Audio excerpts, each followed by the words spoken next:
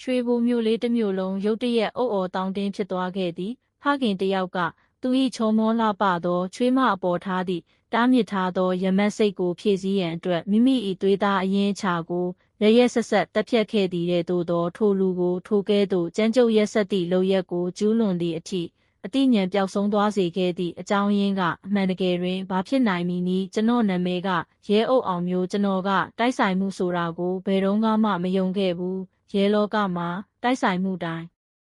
မိဘကအမြဲတမ်းပုံးကွယ်နေတဲ့ပုံစံတစ်ခုရှိတတ်တဲ့ဒါပေမဲ့အဲ့ဒီမနက်ခင်းရွှေဘိုမြို့ပေါ်မှာနေမထွက်ခင်ကတည်းကရုံဖုံးမြည်လာတဲ့အခါအဲ့ဒီဖုန်းခေါ်ဆိုမှုကကျွန်တော်ကိုမိသားစုအချစ်နဲ့လူသားတွေရဲ့ယူသွမှုအပေါ်ထားတဲ့ကျွန်တော်ရဲ့အမြင်ကိုပြောင်းလဲသွားစေမဲ့အမှုတစ်ခုတည်းကိုဆွဲခေါ်သွားလိမ့်မယ်လို့ကျွန်တော်မထင်ခဲ့မိဘူးအနောက်ဘက်တောင်ဆောင်ကရွာငယ်လေးတစ်ရွာဖြစ်တဲ့ကန်တာယာရွာစီကိုကျွန်တော်ရုံးဆိုင်ကဲကိုဆက်နိုးပြီးထွက်လာတော့အေးစိမ့်တဲ့လေကအရေပြားကိုလာရိုက်ခတ်တယ်ညကရွာထားတဲ့မိုးကြောင့်လမ်းတွေကစိုစွတ်နေတုံးပဲလမ်းဘေးဝဲရာကလေကွင်းတွေထဲမှာစပားပင်ပေါ်တင်နေတဲ့နှင်းဆက်တွေကြောင့်အခိုးငွေပပားလေးတွေထနေတဲ့ပုံမှန်ဆိုရင်ဒီလောက်လှပတဲ့နေရာကိုခရီးသွားရတာပျော်စရာကောင်းပေမဲ့အဲ့ဒီမနက်မှာတော့လေထုကလေးလံနေတဲ့မြူကိုးတွေရဲ့နောက်ွယ်မှာတစုံတစ်ခုပုတ်တိုးနေတယ်လို့မျိုးပဲကျွန်တော်ရထားတဲ့အချင်းချုပ်အစီရင်ခန်းစာထဲမှာအတော်ငယ်လေးနောက်ဘက်ကလေကွင်းထဲမှာဒေတာခံလို့ယူဆရတဲ့မျိုးသားအလောင်းတစ်လောင်းတွေ့ရှိပါတယ်။နာမည်မသိရွယ်ချက်မသိလေကွင်းလေမှာအသက်မရှိတဲ့ခန္ဓာကိုယ်တစ်ပိုင်းပဲရှိတယ်လို့ပဲရေးထားတယ်။ကျွန်တော်အခင်းဖြစ်ပွားရာနေရာကိုရောက်တဲ့အခါဆိုးစွတ်နေတဲ့မြေနှံ့နဲ့ငါးစိမ့်နှံ့လိုအနံ့တစ်မျိုးကနှာခေါင်းထဲကိုတန်းဝင်လာတဲ့ရွာရဲတွေကအဝါရောင်တိတ်ကြိုးကိုဖြစ်တယ်လို့တားထားပေမဲ့ဒေသခံတချို့ကတော့တစ်ပင်ကြားကနေချောင်းကြည့်ရင်အနာကပ်ဖို့စူးစမ်းနေကြတော့မဲမြေပေါ်မှာလဲလျောင်းနေတဲ့ခန္ဓာကိုယ်ကိုမကြည့်ခင်သူတို့ကိုနောက်ဆုတ်ခိုင်းလိုက်တဲ့တေဆုံးသူကအသက်25နှစ်လောက်ရှိမဲ့လူငယ်တစ်ယောက်ဖြစ်မယ်သူခန္ဓာကိုယ်ကဘေးဆောင်နေထားနဲ့လဲကျနေတဲ့သူ့မျက်နှာတစ်ချမ်းကိုရွှွတွေဖုံးနေပြီးဦးခေါင်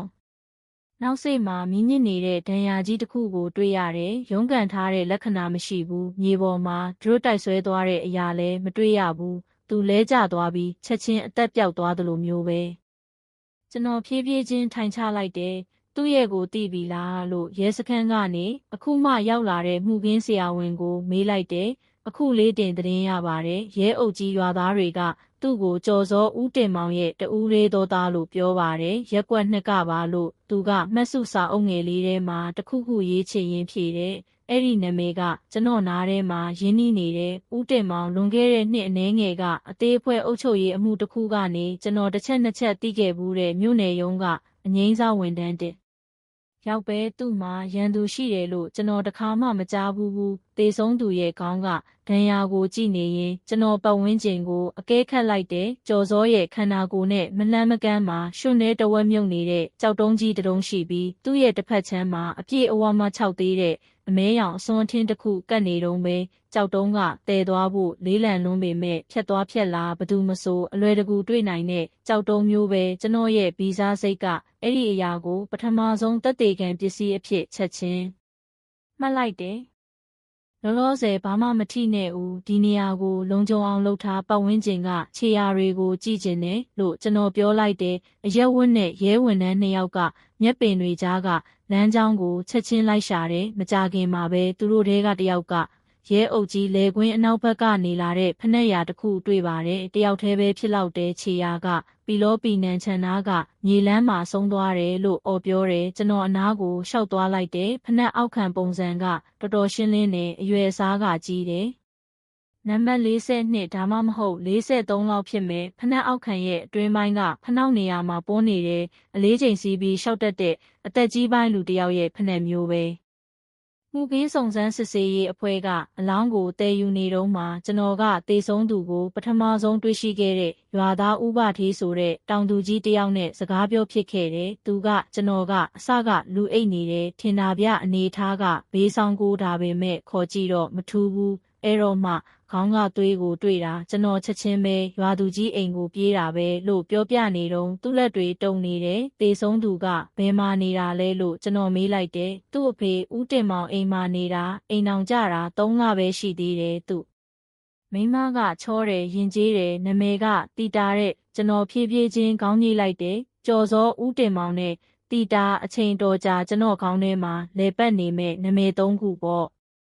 တနားရီလောက်ကြာတော့အလောင်းကိုခွဲစိတ်စစ်ဆေးဖို့ဆေးရုံကိုပို့လိုက်တယ်ကျွန်တော်ကတော့အခင်းဖြစ်ပွားရာနေရာနဲ့1 ကီလိုမီတာလောက်ပဲကွာဝေးတဲ့တေဆုံးသူရဲ့အိမ်ကိုလိုက်သွားခဲ့တယ်အိမ်ကရိုးရိုးရှင်းရှင်းပေမဲ့တက်တက်ရဲရဲရှိတယ်နေရန်တွေကခရင်ရောင်တုတ်ထားတုံးပဲခြံထဲမှာအကိုင်းခတ်တွေဝေစာနေတဲ့တရက်ပင်အိုကြီးတပင်ရှိတယ်အိမ်ရှိကုတ်ပြစ်မှာအိမ်နီးနားချင်းတချို့ကမျိုးငယ်တဲ့မျက်နှာတွေနဲ့ထိုင်နေကြတယ်ကျွန်တော်အိမ်ထဲကိုဝင်သွားတော့အလဲခန်းကနေဦးတင်မောင်ထွက်လာတယ်သူ့မျက်နှာကရှုပ်ပွနေတယ်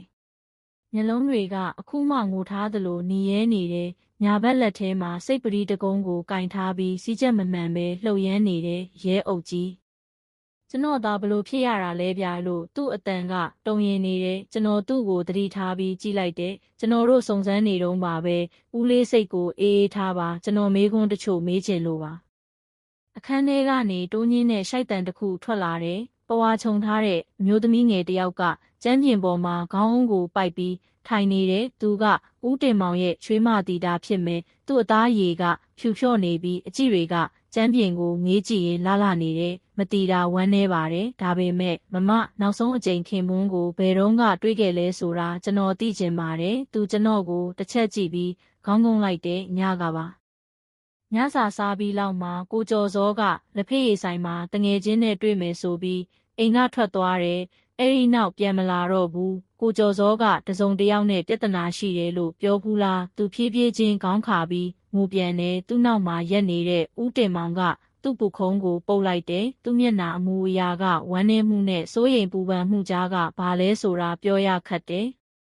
ကျွန်တော်ဧကန်စပွဲဘက်ကိုလှည့်ကြည့်လိုက်တယ်အဲ့ဒီမှာကြံနေသေးတဲ့လက်ဖက်ရည်ခွက်တချို့ရှိတယ်တစ်ခွက်ကလုံးဝမထိရသေးဘူးဒီလိုအသေးအဖွဲအရာတွေကိုကျွန်တော်အမြဲတမ်းထားတယ်တခါတလေအဖြေကအယိုးရှင်းဆုံးအရာတွေထဲမှာပုံနေတတ်တယ်မပြန်ခင်ကျွန်တော်ကျော်စောရဲ့အခန်းကိုစစ်ဆေးဖို့ခွင့်တောင်းလိုက်တဲ့အခန်းကရိုးရှင်းပေမဲ့တခုခုကကျွန်တော်အာယုံကိုဖန်ဆားသွားတယ်ကျော်စောနဲ့တီတာရဲ့မင်္ဂလာဆောင်ဓာတ်ပုံကနေရန်မှာချိတ်ထားတယ်ဒါပေမဲ့ဓာတ်ပုံပေါင်းကတစ်ဖက်မှာကွဲအပ်နေတယ်ကျွန်တော်အောက်ကစပွဲငယ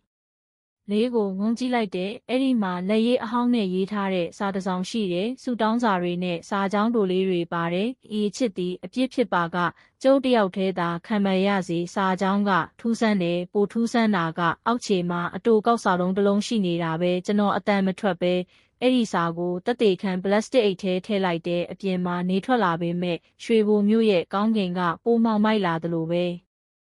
ဲချမ်းပြင်မထွက်ခင်ကျွန်တော်အိမ်ဘက်ကိုတစ်ခေါက်ပြန်လှည့်ကြည့်လိုက်တယ်။ဦးတင်မောင်ကတကားဝမှာရက်ပြီးကျွန်တော်ကိုမျက်တောင်မခတ်ပ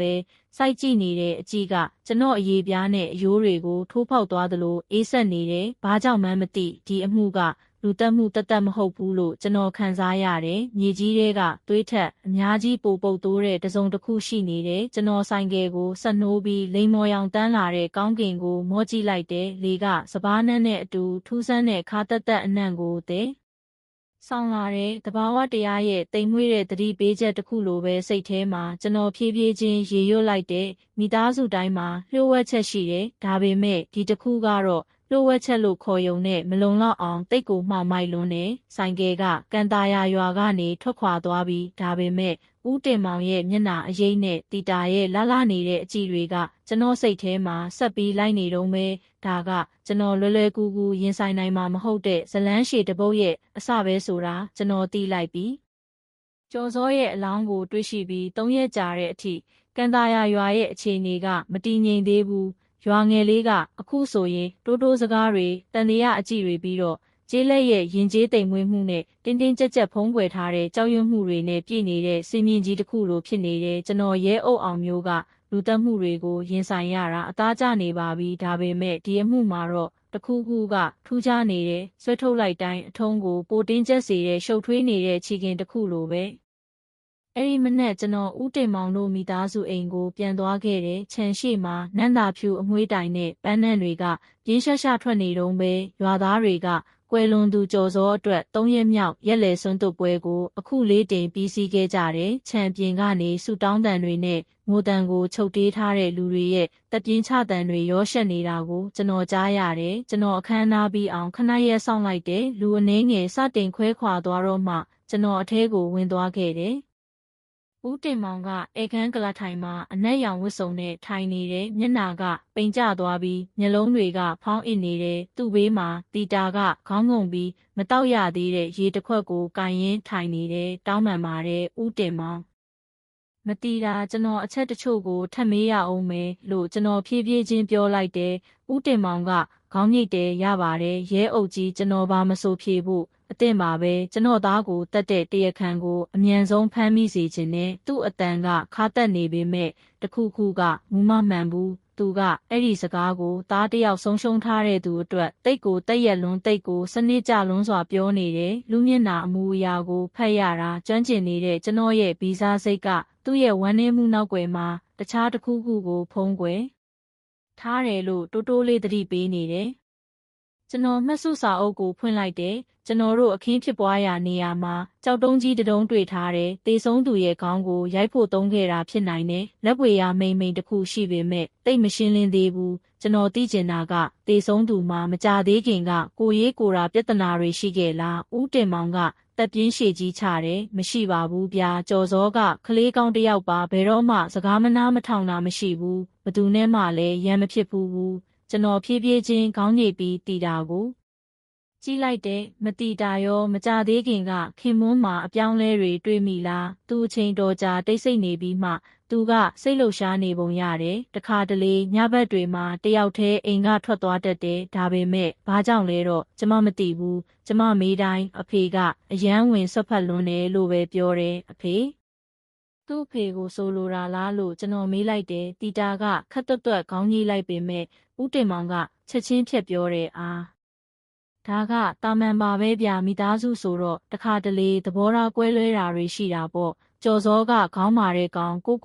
အမှန်ထင်တတ်တယ်သူ့အတန်ကအနှဲငယ်မြင့်တက်သွားတယ်တီတာကရောက်ခမရဲ့တုံ့ပြန်မှုကိုကြောက်ရွံ့သလိုခေါင်းကိုပုံငုံချသွားတာကိုကျွန်တော်တစ်ချက်တွေးလိုက်တယ်အဲ့ဒီအပြောင်းလဲလေးကိုကျွန်တော်စိတ်ထဲမှာမှတ်ထားလိုက်တယ်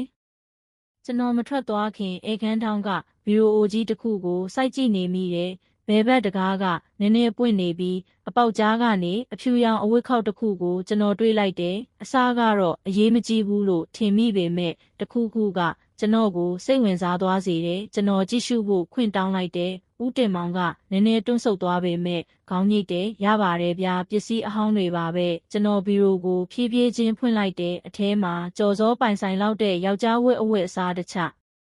တို့ကိုတက်တက်ရက်ရက်ခောက်ထားတယ်ဒါပေမဲ့အဲ့ဒီအပုံရဲ့နောက်ွယ်မှာအညိုရောင်တန်ရာရီစာအုပ်ငယ်လေးတအုပ်ကိုကျွန်တော်တွေးလိုက်တယ်အဖုံးကဟောင်းနှွမ်းနေပေမဲ့ညာဘက်အောက်ထောင်ကလက်ရည်ကိုဖတ်လို့ရသေးတယ်အဖေအတွက်ကြော်စောစီကကျွန်တော်ပထမစာမျက်နှာကိုဖွင့်လိုက်တယ်အထဲကစာလုံးတွေကတက်ရက်တယ်စနစ်ကြတယ်ပြီးတော့တစုံတစ်ယောက်ကစိတ်ထဲရှိတာကိုဖွင့်ချဖို့ရေးထားသလိုရိုးသားနေတယ်ပထမဆုံးစာကြောင်းကကျွန်တော်ကိုအသက်ရှူအောင်သွားစေတယ်ဘသူကိုပြောရမှန်းမသိဘူးတီတာဒီအိမ်မှာနေပြီးကတည်းကအဖေကပြ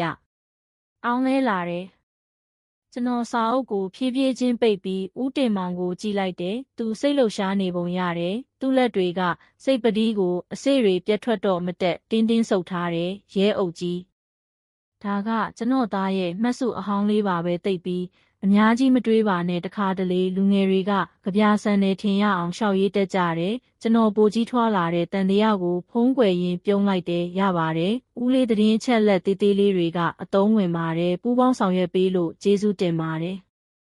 အိမ်ပြင်ရောက်တော့လေကပုံမှန်ထက်ပိုအေးဆက်နေတယ်လို့ပဲကျွန်တော်ဦးတင်မောင်ရဲ့အိမ်နောက်ဖေးချံဘက်ကိုလှမ်းကြည့်လိုက်တယ်ကျော်စောရဲ့အလောင်းတွေးတဲ့လေကွင်းစီကိုသွားတဲ့လမ်းချင်းလေးတစ်ခုရှိတယ်လမ်းကတိတ်ဆိတ်နေပြီးပစင်းရင်ကွဲနဲ့ငှက်တံတွေပဲကြားရတယ်လမ်းစုံမှာအခုမှပြန်ဖုံးထားသလိုတူးဆွထားတဲ့မြေယာတစ်ခုကိုကျွန်တော်တွေးလိုက်တယ်ကျွန်တော်အနားကပ်ပြီးဖနှက်ထိတ်နဲ့နည်းနည်းချစ်ကြည့်လိုက်တယ်ငါးစိမ့်နဲ့လိုအနံ့ကချက်ချင်းထွက်လာတယ်ကျွန်တော်ရဲဝန်ထမ်း2ယောက်ကိုခေါ်ပြီးစစ်ဆေးခိုင်းလိုက်တယ်မကြခင်မှာပဲသူတို့ကပြာကြံတွေနဲ့တဝက်လောင်ကျွမ်းနေတဲ့အထည်စတဆောက်ကိုတွေ့တယ်။အဲ့ဒီအထည်ကတီတာမင်္ဂလာဆောင်တပ်ပုံထဲမှာဝတ်ထားတဲ့ဝတ်စုံနဲ့ပုံစံတူတယ်။စင်ဆွေရောင်နုနုလေးနဲ့အနားမှာဇာကုတ်ထားတယ်။ဘာလို့ဒီလိုအဝတ်အစားကိုတေဆုံးသူရဲ့အိမ်နောက်ဖေးမှာမိရှို့ရတာလဲလို့ကျွန်တော်စိတ်ထဲမှာမေးခွန်းထုတ်မိတယ်။ဒါကလှပတဲ့အမှတ်တရမဟုတ်ဘူးလား။ဖြည့်ဆည်းပြရမယ့်အရာမဟုတ်ဘူးလေ။ အဲ့ဒီညနေကျွန်တော်ကျော်စောရဲ့ဒိုင်ယာရီနဲ့ကျွန်တော်တို့တွေ့ခဲ့တဲ့ပြကြံတွေကိုရုံးကိုပြန်ယူလာခဲ့တယ်ကျွန်တော်ရဲ့ကျင်းမြောင်းပြီးကော်ဖီနဲ့ဆွဲနေတဲ့ရုံးခန်းထဲမှာကျွန်တော်အဲ့ဒီဒိုင်ယာရီကိုအချိန်အတော်ကြာထိုင်ကြည့်နေမိတယ်နောက်စာမျက်နှာတချို့ကကျွန်တော်လုံးသားကိုလေးလံသွားစေတယ်တီတာကတိတ်တိတ်လေးခဏခဏငိုတယ်အဖေကရေတောက်ချင်အောင်ဆောင်ပြီးမိဖို့ချောင်ကနေသူ့ကိုကြည့်တတ်တယ်တဲ့ကျွန်တော်သတိပေးပေမဲ့အဖေကဒေါသထွက်ပြီးကျွန်တော်ကိုကျေးဇူးကမ်းတယ်လို့ပြောတယ်ကျွန်တော်စာအုပ်ကိုဖြည့်ချင်းချလိုက်တယ်အပိုင်းအစအားလုံးကမိန်ဖြော့တဲ့ပုံရိပ်တစ်ခုကိုစတင်ပုံဖော်လာတယ်ကြော်စောမသေးဆုံးခင်အဲ့ဒီအိမ်မှာတင်းမာမှုတွေရှိခဲ့တယ်ဒါပေမဲ့ကျွန်တော်မှာခိုင်မာတဲ့သက်သေမရှိသေးဘူးညဘက်မှာကျွန်တော်ဦးတင်မောင်အိမ်ကိုပြန်သွားဖို့ဆုံးဖြတ်လိုက်တယ်ဒီတစ်ခါတော့ယူနီဖောင်းမပါဘဲအနက်ရောင်ကြကင်နဲ့ဓမီသေးသေးလေးတစ်လက်ပဲဝတ်သွားတယ်ရွှေဘိုမျိုးရဲ့ကောင်းကင်ကလာမိုက်ညလိုမှောင်မဲနေတယ်အဝေးကနေအိမ်ကတိတ်ဆိတ်နေပုံရတယ်ဒါပေမဲ့ကျွန်တော်အနားကပ်သွားတော့အိမ်ထဲကခြေတံတတန်ကိုတိုးတိုးလေးကြားလိုက်ရတယ်နောက်ကနေဦးတင်မောင်ကတစုံတစ်ယောက်ကိုစကားပြောနေတဲ့အတန်ထွက်လာတယ်ကျွန်တော်အသက်အောင်ပြီးပိုရှင်းအောင်နားထောင်ဖို့စူးစမ်းလိုက်တယ်ငါပြောထားတယ်နော်ဘသူ့ကိုမှနှုတ်မဖွင့်နဲလို့တီတာနေနားလေလားအတန်ကပြတ်သားတယ်အေးဆက်တယ်အဖြေမရှိဘူးချုပ်တေးထားတဲ့ရှိုက်တန်လေးပဲကြားရတယ်ငါကအရာအားလုံးအေးအေးဆေးဆေးဖြစ်စေခြင်းယုံပဲလို့ဦးတင်မောင်ကထပ်ပြောတယ်ငါသားကိုဆုံးရှုံးလိုက်ရတယ်ဆိုတာနင်သိတယ်နော်နင့်ကိုပါငါမဆုံးရှုံးခြင်းဘူးကျွန်တော်ဖြည်းဖြည်းချင်းနောက်ဆုတ်ပြီးတရက်ပင်အိုကြီးနောက်ွယ်မှာပုံလိုက်တယ်ကျွန်တော်ရင်ဘက်ကအောင်းတက်တက်ဖြစ်နေတဲ့အဲ့ဒီစကားတွေကရောက်ခမနဲ့ချွေးမကြားမှာမဖြစ်တဲ့ဆက်ဆံရေးတစ်ခုရှိနေတယ်ဆိုတာကိုကျွန်တော်ကိုယုံကြည်သွားစေဖို့လုံလောက်ပါတယ်ဒါပေမဲ့ကျွန်တော်သတိထားရမယ်တလန်းမလိုက်တာနဲ့အရာအလုံးပြိုလဲသွားနိုင်တယ်နောက်တနေ့မနက်မှာကျွန်တော်တီတာကိုထပ်မံစစ်ဆေးစရာရှိတယ်ဆိုတဲ့အကြောင်းပြချက်နဲ့ရဲစခန်းကိုခေါ်လိုက်တယ်သူကဖြူဖြောတဲ့မျက်နှာနဲ့ရောက်လာတဲ့လက်တွေကအိတ်ငယ်လေးတစ်လုံးကိုကင်ရင်းတုံနေတယ်ကျွန်တော်တည်ငြိမ်အောင်စူးစမ်းပြီးဖြည်းညင်းစွာပြောလိုက်တယ်မတီတာမတိသမျှအရာအလုံးကိုရိုးရိုးသားသားပြောစေချင်ပါတယ်ဒါကလူတက်မှုတက်တက်မဟုတ်ပါဘူးအဲ့ဒီအိမ်မှာမခံစားနေရတဲ့ဖိအားတွေရှိတယ်ဆိုတာကျွန်တော်သိပါတယ်သူ့မျက်လုံးတွေကမျက်ရည်တွေနဲ့ပြည့်လာတယ်သူကောင်းငုံပြီးတိုးတိုးလေးပြောတယ်ကျမကြောက်တယ်တကယ်ကိုကြောက်တယ်ဘသူ့ကိုကြောက်တာလဲသူ့အဖြေမပေးဘဲမျက်ရည်တွေပဲကျလာတယ်ဒါပေမဲ့အဲ့ဒီတိတ်ဆိတ်မှုထဲမှာကျွန်တော်အဖြေကိုသိနေတယ်ပြီးတော့ဒီအမှုစတင်ကလေးကပထမဆုံးအကြိမ်ဖြစ်ကျွန်တော်ကသွေးတွေအလောင်းတွေကိုကြောက်တာမဟုတ်ပဲအချစ်ကဆွဲလန်းမှုအဖြစ်ပြောင်းလဲသွားတဲ့အခါလူသားတွေလုံနိုင်တဲ့အရာကိုကြောက်ရွံ့မိတယ်ကျွန်တော်သူ့ကိုစိုက်ကြည့်လိုက်တယ်မကြောက်စရာမလိုပါဘူးဒီနေ့ကစပြီးမလုံခြုံဖို့ကျွန်တော်အာမခံပါတယ်ဒါပေမဲ့စိတ်ထဲမှာတော့လုံခြုံနေဆိုတဲ့စကားကအတိတ်ပဲပြေအဝမရှာဖြစ်နိုင်ဘူးဆိုတာကျွန်တော်သိနေတယ်မိသားစုရဲ့အကာအကွယ်ဖြစ်တဲ့တစုံတစ်ယောက်ကအမှန်တရားကိုဖုံးကွယ်ထားတဲ့ရွေတော့ပေါ့ရဲစခန်းမှာတီတာနဲ့နောက်ဆုံးတွေ့ဆုံခဲ့ပြီးကတည်းကကျွန်တော်စိတ်တွေကတခါမှအမှန်တကယ်မတည်ငြိမ်ခဲ့ဘူးအဲ့ဒီတုန်းကသူ့မျက်လုံးထဲကအကြည့်တွေကကြောက်ရွံ့မှုတွေနဲ့ပြည့်နေပေမဲ့လျှို့ဝှက်ချက်ကြီးတစ်ခုကိုတင်စီထားသလိုမျိုးပဲအဲ့ဒီအကြည့်တွေကကျွန်တော်ကိုဆက်ပြီးခြောက်လန့်နေတယ်ကျွန်တော်ဘဝမှာတားကောင်များစွာကိုတွေးခဲ့ဘူးတယ်ဒါပေမဲ့အဲ့ဒီလိုအကြည့်မျိုးကအချစ်နဲ့ချင်းချောက်မှုဆိုတဲ့6ကမ်းပါးနှစ်ခုကြားမှာရောက်ခဲ့ဘူးတဲ့သူစီကပဲထွက်ပေါ်လာတတ်တယ်အဲ့ဒီနေ့မှာကျွန်တော်ကျော်စောရဲ့အိမ်ကဗီဒီယိုကြီးထဲမှာတွေ့ခဲ့တဲ့သူ့ဒိုင်ယာရီစာအုပ်ကိုပြန်ဖတ်ကြည့်လိုက်တယ်။နောက်ဆုံးစာမျက်နှာတွေမှာစာလုံးတွေကစိတ်လှုပ်ရှားနေချိန်မှာရေးထားသလိုပိုပြီးရှုပ်ပွနေတဲ့အဲ့ဒီညကအဖေအတန်ကိုအခန်းရှိမှာကြားလိုက်တယ်။သူကတီတာနာမည်ကိုခေါ်နေတယ်။ကျွန်တော်အိတ်ချင်အောင်ဆောင်နေလိုက်တယ်။ဒါပေမဲ့သူတကားဖွင့်တာကိုကြားလိုက်တယ်။ကျွန်တော်ဖတ်နေတာကိုရက်လိုက်တယ်။အဲ့ဒီစာကြောင်းကကျွန်တော်ကိုပါရိုက်လိုက်တယ်လို့ပဲဒါကမိသားစုပဏိပက္ခတတ်မဟုတ်ဘူး။ဒါကဘသူ့ကိုမှမပြဟောပြလိုက်ရတဲ့တေဆုံးသူကိုယ်တိုင်ရဲ့ကြိုတင်သတိပေးချက်ပဲကျွန်တော်ရုံးနေရန်ကစုံစမ်းစစ်ဆေးရေးပုတ်ပြားကိုကြည့်လိုက်တဲ့ကြော်စောရဲ့ဓာတ်ပုံခင်းဖြစ်ပွားရာမြေပုံအချိန်စရာအားလုံးကမြူကိုးတွေလိုဝေဝါးနေတုံးပဲဒါပေမဲ့အပိုင်းအစအသစ်တွေကရည်ရွယ်ချက်ကိုစတင်ရှင်းပြလာတဲ့ပတ်စံမဟုတ်ဘူးလက်စားချေတာမဟုတ်ဘူးဒါပေမဲ့ပိုပြီးညစ်ပတ်တဲ့အရာတစ်ခုရမတ်အဲ့ဒီညနေကျွန်တော်ဒေတာခံရွာသူကြီးဦးမြင့်ဆွေကိုတွားတွေ့ဖို့ဆုံးဖြတ်လိုက်တယ် သူကကန်တာယာရွာမှာနှစ်30ကျော်နေထိုင်ခဲ့တဲ့တက်လက်ပိုင်းရွယ်အမျိုးသားတစ်ယောက်ပဲကျွန်တော်တို့လေကွင်းကိုမျက်နှာမူထားတဲ့သူ့အိမ်ကိုပြစ်မှာထိုင်ကြတယ်ညနေခင်းလေကကောက်ရိုးနှန်းနဲ့ရွှွန့်နှန်းကိုတဲဆောင်လာတယ်ရဲအုပ်ကြီးလို့သူကလက်ဖက်ရည်ချမ်းကိုမှုတ်တောက်ရင်းဖြည်းဖြည်းချင်းပြောတယ်တကယ်တော့ဒီရွာကလူတွေဦးတင်မောင်ကိုထူးဆန်းနေတာကြပါပြီသူ့မိန်းမဆုံးပြီးကတည်းကသူကစိတ်ပြောင်းလဲမြန်တယ်တခါတလေညဘက်တွေမှာ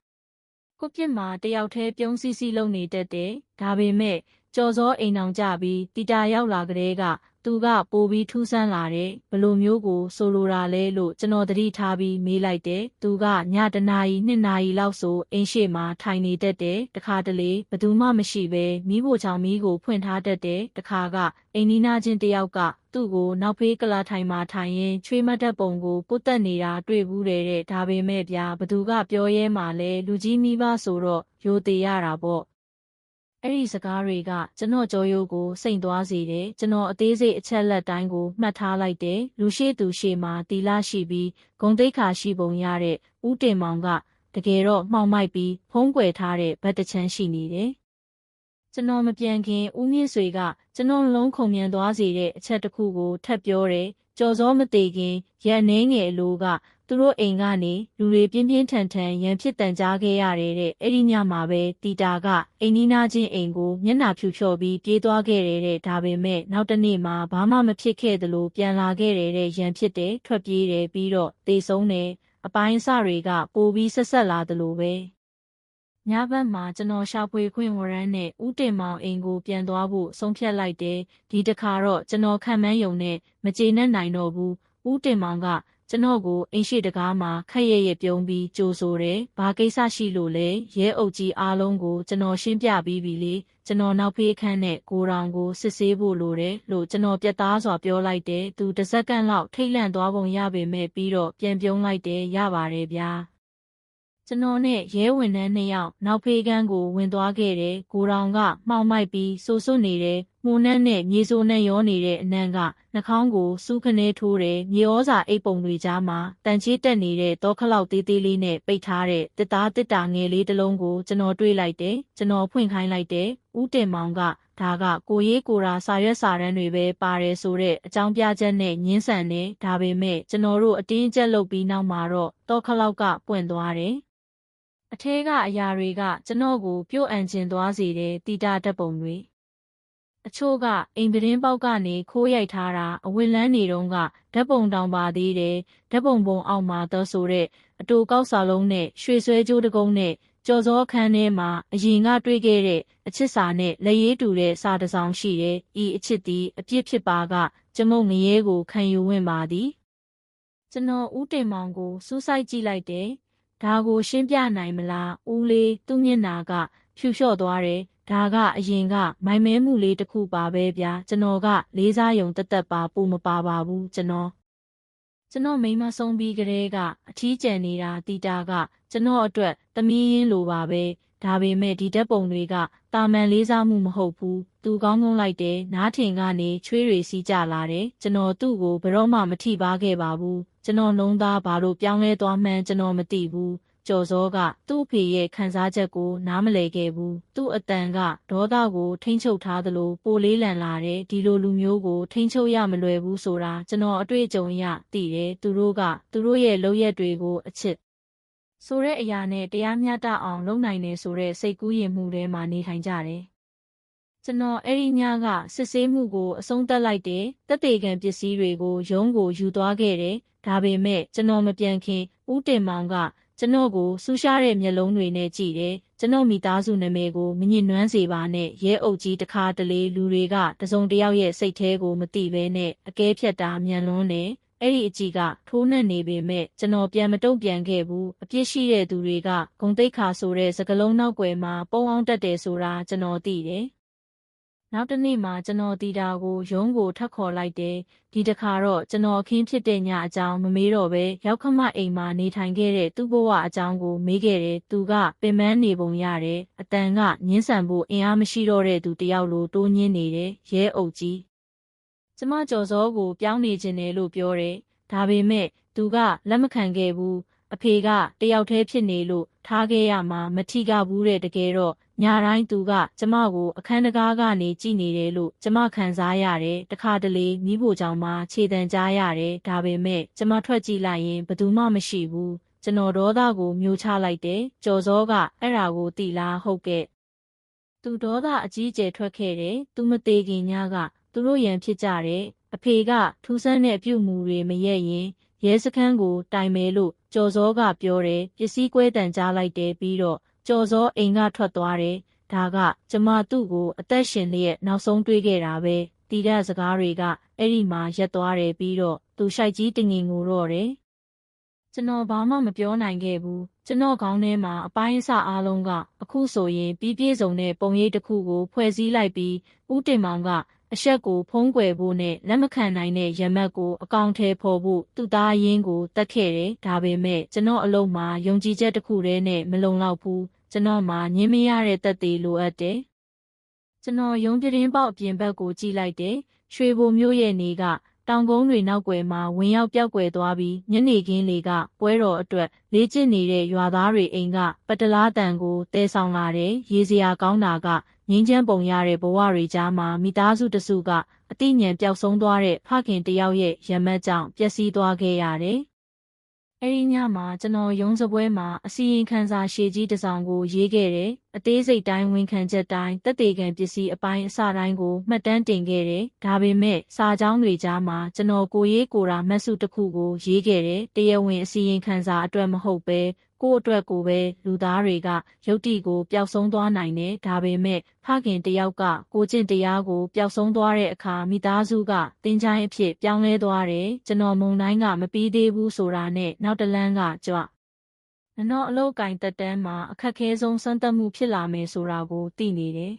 ။အဲ့ဒီမနက်ရွှေဘိုမြို့ရဲ့လေထုကလေးလံနေတယ်။လေကွင်းတွေပေါ်မှာမြူကိုးတွေဖုံးလွှမ်းနေပြီးနေမင်းကလည်းထွက်ပေါ်လာဖို့ဝင်လေးနေတယ်လို့ပဲကျွန်တော်ရဲအုပ်အောင်မျိုးစုံစမ်းစစ်ဆေးရေးစပွဲရှိမှထိုင်ရင်တဖြည်းဖြည်းထူလဲလာတဲ့စာရွက်စာတမ်းပုံကြီးကိုကြည့်နေမိတယ်။ညကကျွန်တော်လုံးဝအိတ်မပျော်ခဲ့ဘူး။မျက်လုံးမိတ်လိုက်တိုင်းဦးတင်မောင်ရဲ့မျက်နှာကပေါ်လာတယ်။တည်ငြိမ်တယ်ထိမ့်ချုပ်နိုင်တယ်။ဒါပေမဲ့သူ့မျက်လုံးတွေနောက်ွယ်မှာတစ်ခုခုပုတ်တိုးနေတယ်။ကျွန်တော်ဒီကစားပွဲကမပြီးသေးဘူးဆိုတာသိတယ်။တက်သေးတွေကသူ့စီကိုဥတီနေပေမဲ့ဥပဒေအရချီနှောင်ဖို့မလုံလောက်သေးဘူး။ဝန်ခံချက်စာဓာတ်ပုံတွေနဲ့တီတာထွက်ဆိုချက်တွေကမျက်မြင်သက်သေမရှိဘဲအရေးအယောင်တွေပဲဖြစ်နေတယ်။ကျွန်တော်မှာအပေါက်ပြဲတစ်ခုလိုအပ်တယ်။သူ့ရဲ့ကာကွယ်ရေးတိုင်းကိုပြိုလဲသွားစေမဲ့တစ်ခုခုပေါ့။အဲ့ဒီညနေကျွန်တော်ဦးတင်မောင်အိမ်ကိုပြန်သွားခဲ့တယ်။ဒီတစ်ခါတော့ယူနီဖောင်းမပါဘဲအနက်ရောင်ကြကင်းနဲ့မိခိုးရောင်ပေါင်းပြီးရှည်ပဲဝတ်သွားတယ်ကျွန်တော်စကားကောင်းကောင်းပြောချင်တယ်ဆိုတဲ့အကြောင်းပြချက်နဲ့လာခဲ့တာသူကကျွန်တော်ကိုသူ့အိမ်ကိုပြစ်မှာကြိုဆိုတယ်သူ့မျက်နှာကပင်ပန်းနေပုံရပေမဲ့ပြုံးဖို့စူးစမ်းနေတော့ပဲတက်သေးတွေမလုံလောက်သေးဘူးလားရဲအုပ်ကြီးလို့သူကဖြည်းဖြည်းချင်းမေးတယ်ကျွန်တော်သူ့ကိုစူးစိုက်ကြည့်လိုက်တယ်ကျွန်တော်ကဦးလေးဘက်ကဇလန်းကိုပဲကြားကျင်တာပါဖခင်တယောက်ကဘာလို့သူ့သားကိုအလွယ်တကူဆုံးရှုံးသွားရတယ်လဲဆိုတာကျွန်တော်သိချင်တယ်။ဦးတင်မောင်အချိန်တော်ကြာတိတ်ဆိတ်နေတယ်။သူခြံဝင်းဘက်ကိုလှမ်းကြည့်နေတယ်။ညနေခင်းလေကတရက်ပင်အိုကြီးရဲ့အရွက်တွေကိုလှုပ်ခတ်နေတဲ့နေရာပေါ့။တခါတလေဖျားသခင်ကအချစ်ကိုနေရာမှာဖန်တီးတတ်တယ်ပြပြီးတော့လူသားတွေကအားနေတယ်။သွေးဆောင်မှုနောက်ကိုလွယ်လိုက်တတ်တယ်။ကျွန်တော်အသက်အောင်လိုက်တယ်။ဒါကကျွန်တော်မျှော်လင့်ထားတဲ့အဖြေမဟုတ်ပေမဲ့ကျွန်တော်နှလုံးခုန်မြန်သွားစေဖို့လုံလောက်ပါတယ်။သူကငင်းဆန်မနေဘူး။လှပတဲ့စကလုံးတွေနဲ့ပဲရှောင်လွှဲနေတယ်။အပြစ်ကိုဖုံးကွယ်ဖို့စူးစမ်းနေတဲ့သူတွေရဲ့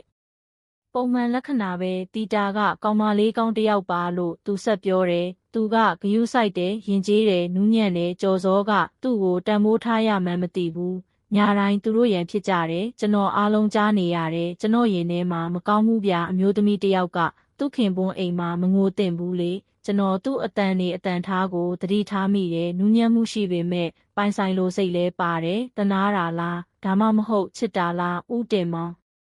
သူဖြည်းဖြည်းချင်းလှည့်ကြည့်တယ်သူ့မျက်လုံးတွေကหนีရဲနေပြီးနှက်ခမ်းတွေကတုံနေတယ်ဘာကွာလို့လဲရဲအုပ်ကြီးတခါတလေအချစ်ကတနာစိတ်ကနေလာတတ်တယ်အဲ့ဒီအချိန်မှာသူ့ရဲ့စိတ်ပိုင်းဆိုင်ရာတိုင်းကစတင်အကွဲလာပြီဆိုတာကျွန်တော်သိလိုက်တယ်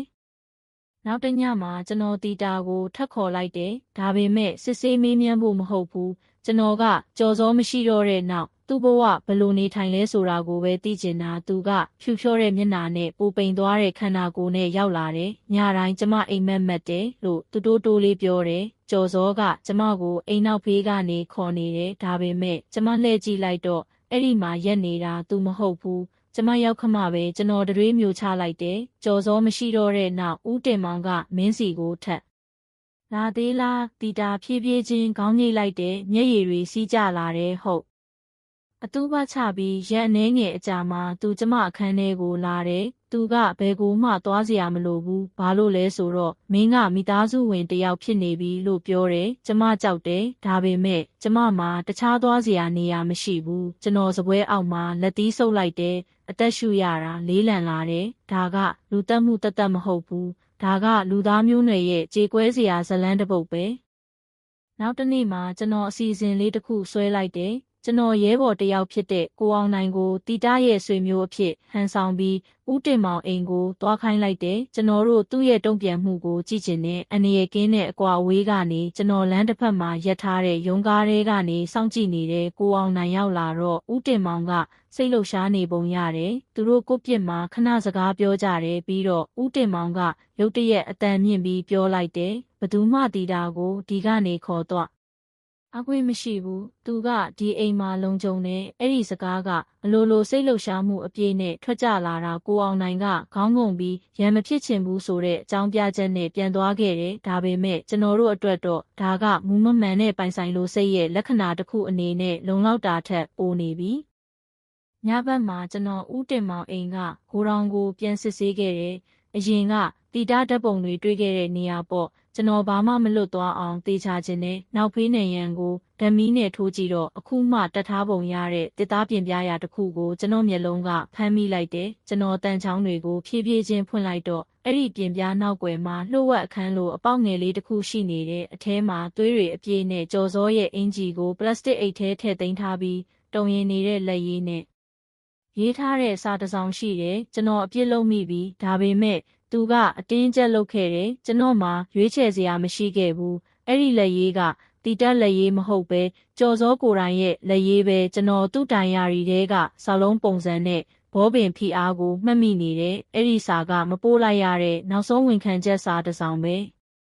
ကျွန်တော်မြင်သက်ပြီးရက်နေမိတယ်ဒေါသတနာမှုနဲ့ဝမ်းနည်းမှုတွေရောထွေးသွားတယ်အပြင်မှာညလေကဆူဆွတ်တဲ့မြေနှံကိုတဲဆောင်လာတယ်ဒါကကျွန်တော်ရှာနေတဲ့တက်သေးပဲဆိုတာကျွန်တော်သိလိုက်ပြီနောက်တနေ့မနက်မှာကျွန်တော်ဖမ်းရမ်းနဲ့ဦးတင်မောင်အိမ်ကိုသွားခဲ့တယ်သူကကိုပြစ်ကလာထိုင်မှာသတင်းစာဖတ်ရင်ဘာမှမဖြစ်ခဲ့သလိုထိုင်နေတယ်ကျွန်တော်ဝရမ်းကိုပြတော့သူကကျွန်တော်ကိုမျက်နှာသေးနဲ့ကြည့်တယ်နောက်ဆုံးတော့ဒီလိုဖြစ်လာတာပေါ့ရဲအုပ်ကြီးကျွန်တော်အဖြေမပေးဘူးရဲဝန်ထမ်း2ယောက်ကသူ့လက်မောင်းကိုချက်ချင်းဖမ်းကင်လိုက်တယ်ကားပေါ်ခေါ်သွားတော့မှသူကကျွန်တော်ကိုတိုးတိုးလေးပြောခဲ့တယ်ကျော်စောကဖခင်တယောက်ရဲ့အချစ်ကိုနားလည်မှာမဟုတ်ဘူးတခါတလေတစ်ခုခုကိုပိုင်ဆိုင်ဖို့အတွက်ကျွန်တော်တို့အရာအလုံးကိုဆုံးရှုံးရတတ်တယ်အဲ့ဒီစကားတွေကကျွန်တော်ကိုပါရိုက်လိုက်တယ်လို့ပဲဦးတင်မောင်ကယူနေတာမဟုတ်ဘူးသူလုပ်ခဲ့တာကိုအပြည့်အဝသိတယ်သူကကိုယ်တိုင်ဖန်တီးထားတဲ့စိတ်ကူးယဉ်မှုထဲမှာနစ်မြုပ်ဖို့ကိုပဲရွေးချယ်ခဲ့တာဖန်စီပြီးရက်နှဲငယ်အကြာမှာကျွန်တော်နောက်ဆုံးအစီရင်ခံစာကိုရေးခဲ့တယ်ရုပ်ပိုင်းဆိုင်ရာတက်သေးတွေနဲ့တက်သေးထွက်ဆိုချက်တွေအားလုံးပြည့်စုံနေပေမဲ့အစီရင်ခံစာအဆုံးမှာကျွန်တော်ကိုရေးကိုရာမှတ်စုတစ်ခုကိုထပ်ထည့်ခဲ့တယ်ဥပဒေနဲ့ဖုံးအုပ်လို့မရတဲ့ဒဏ်ရာတွေရှိတယ်တီတာကသူ့ကိုကာကွယ်ပေးတဲ့သူဖြည့်ဆည်းသူမဟုတ်တဲ့သူရဲ့အရေးအောက်မှာဆက်ပြီးအသက်ရှင်နေရလိမ့်မယ်ကျွန်တော်စာရွက်စာတမ်းတွေကိုပိတ်လိုက်တော့ရွှေဘိုမျိုးရဲ့ကောင်းကင်ကနေဝင်ချိန်ဆုံးမှာ၆တွေ့သွားတဲ့သွေးလိုတဖြည်းဖြည်းหนีရဲလာတဲ့အပြင်မှာကြက်တွန်တန်နဲ့ပတလားတန်တွေကဘဝဆက်ပြီးလဲပတ်နေတယ်ဆိုတာကိုအချက်ပြနေတယ်မိသားစုတစုကကျိန်စာအဖြစ်ပြောင်းလဲသွားတဲ့အချစ်ကြောင့်ပျက်စီးသွားခဲ့ပေမဲ့ပေါ့ကျွန်တော်ရုံးပြတင်းပေါက်အပြင်ဘက်ကိုကြည့်လိုက်တယ်အမှုပြီးသွားပြီဒါပေမဲ့ကျွန်တော်ရင်ထဲမှာအဲ့ဒီဒဏ်ရာကဆက်ပြီးအသက်ရှင်နေတော့မယ်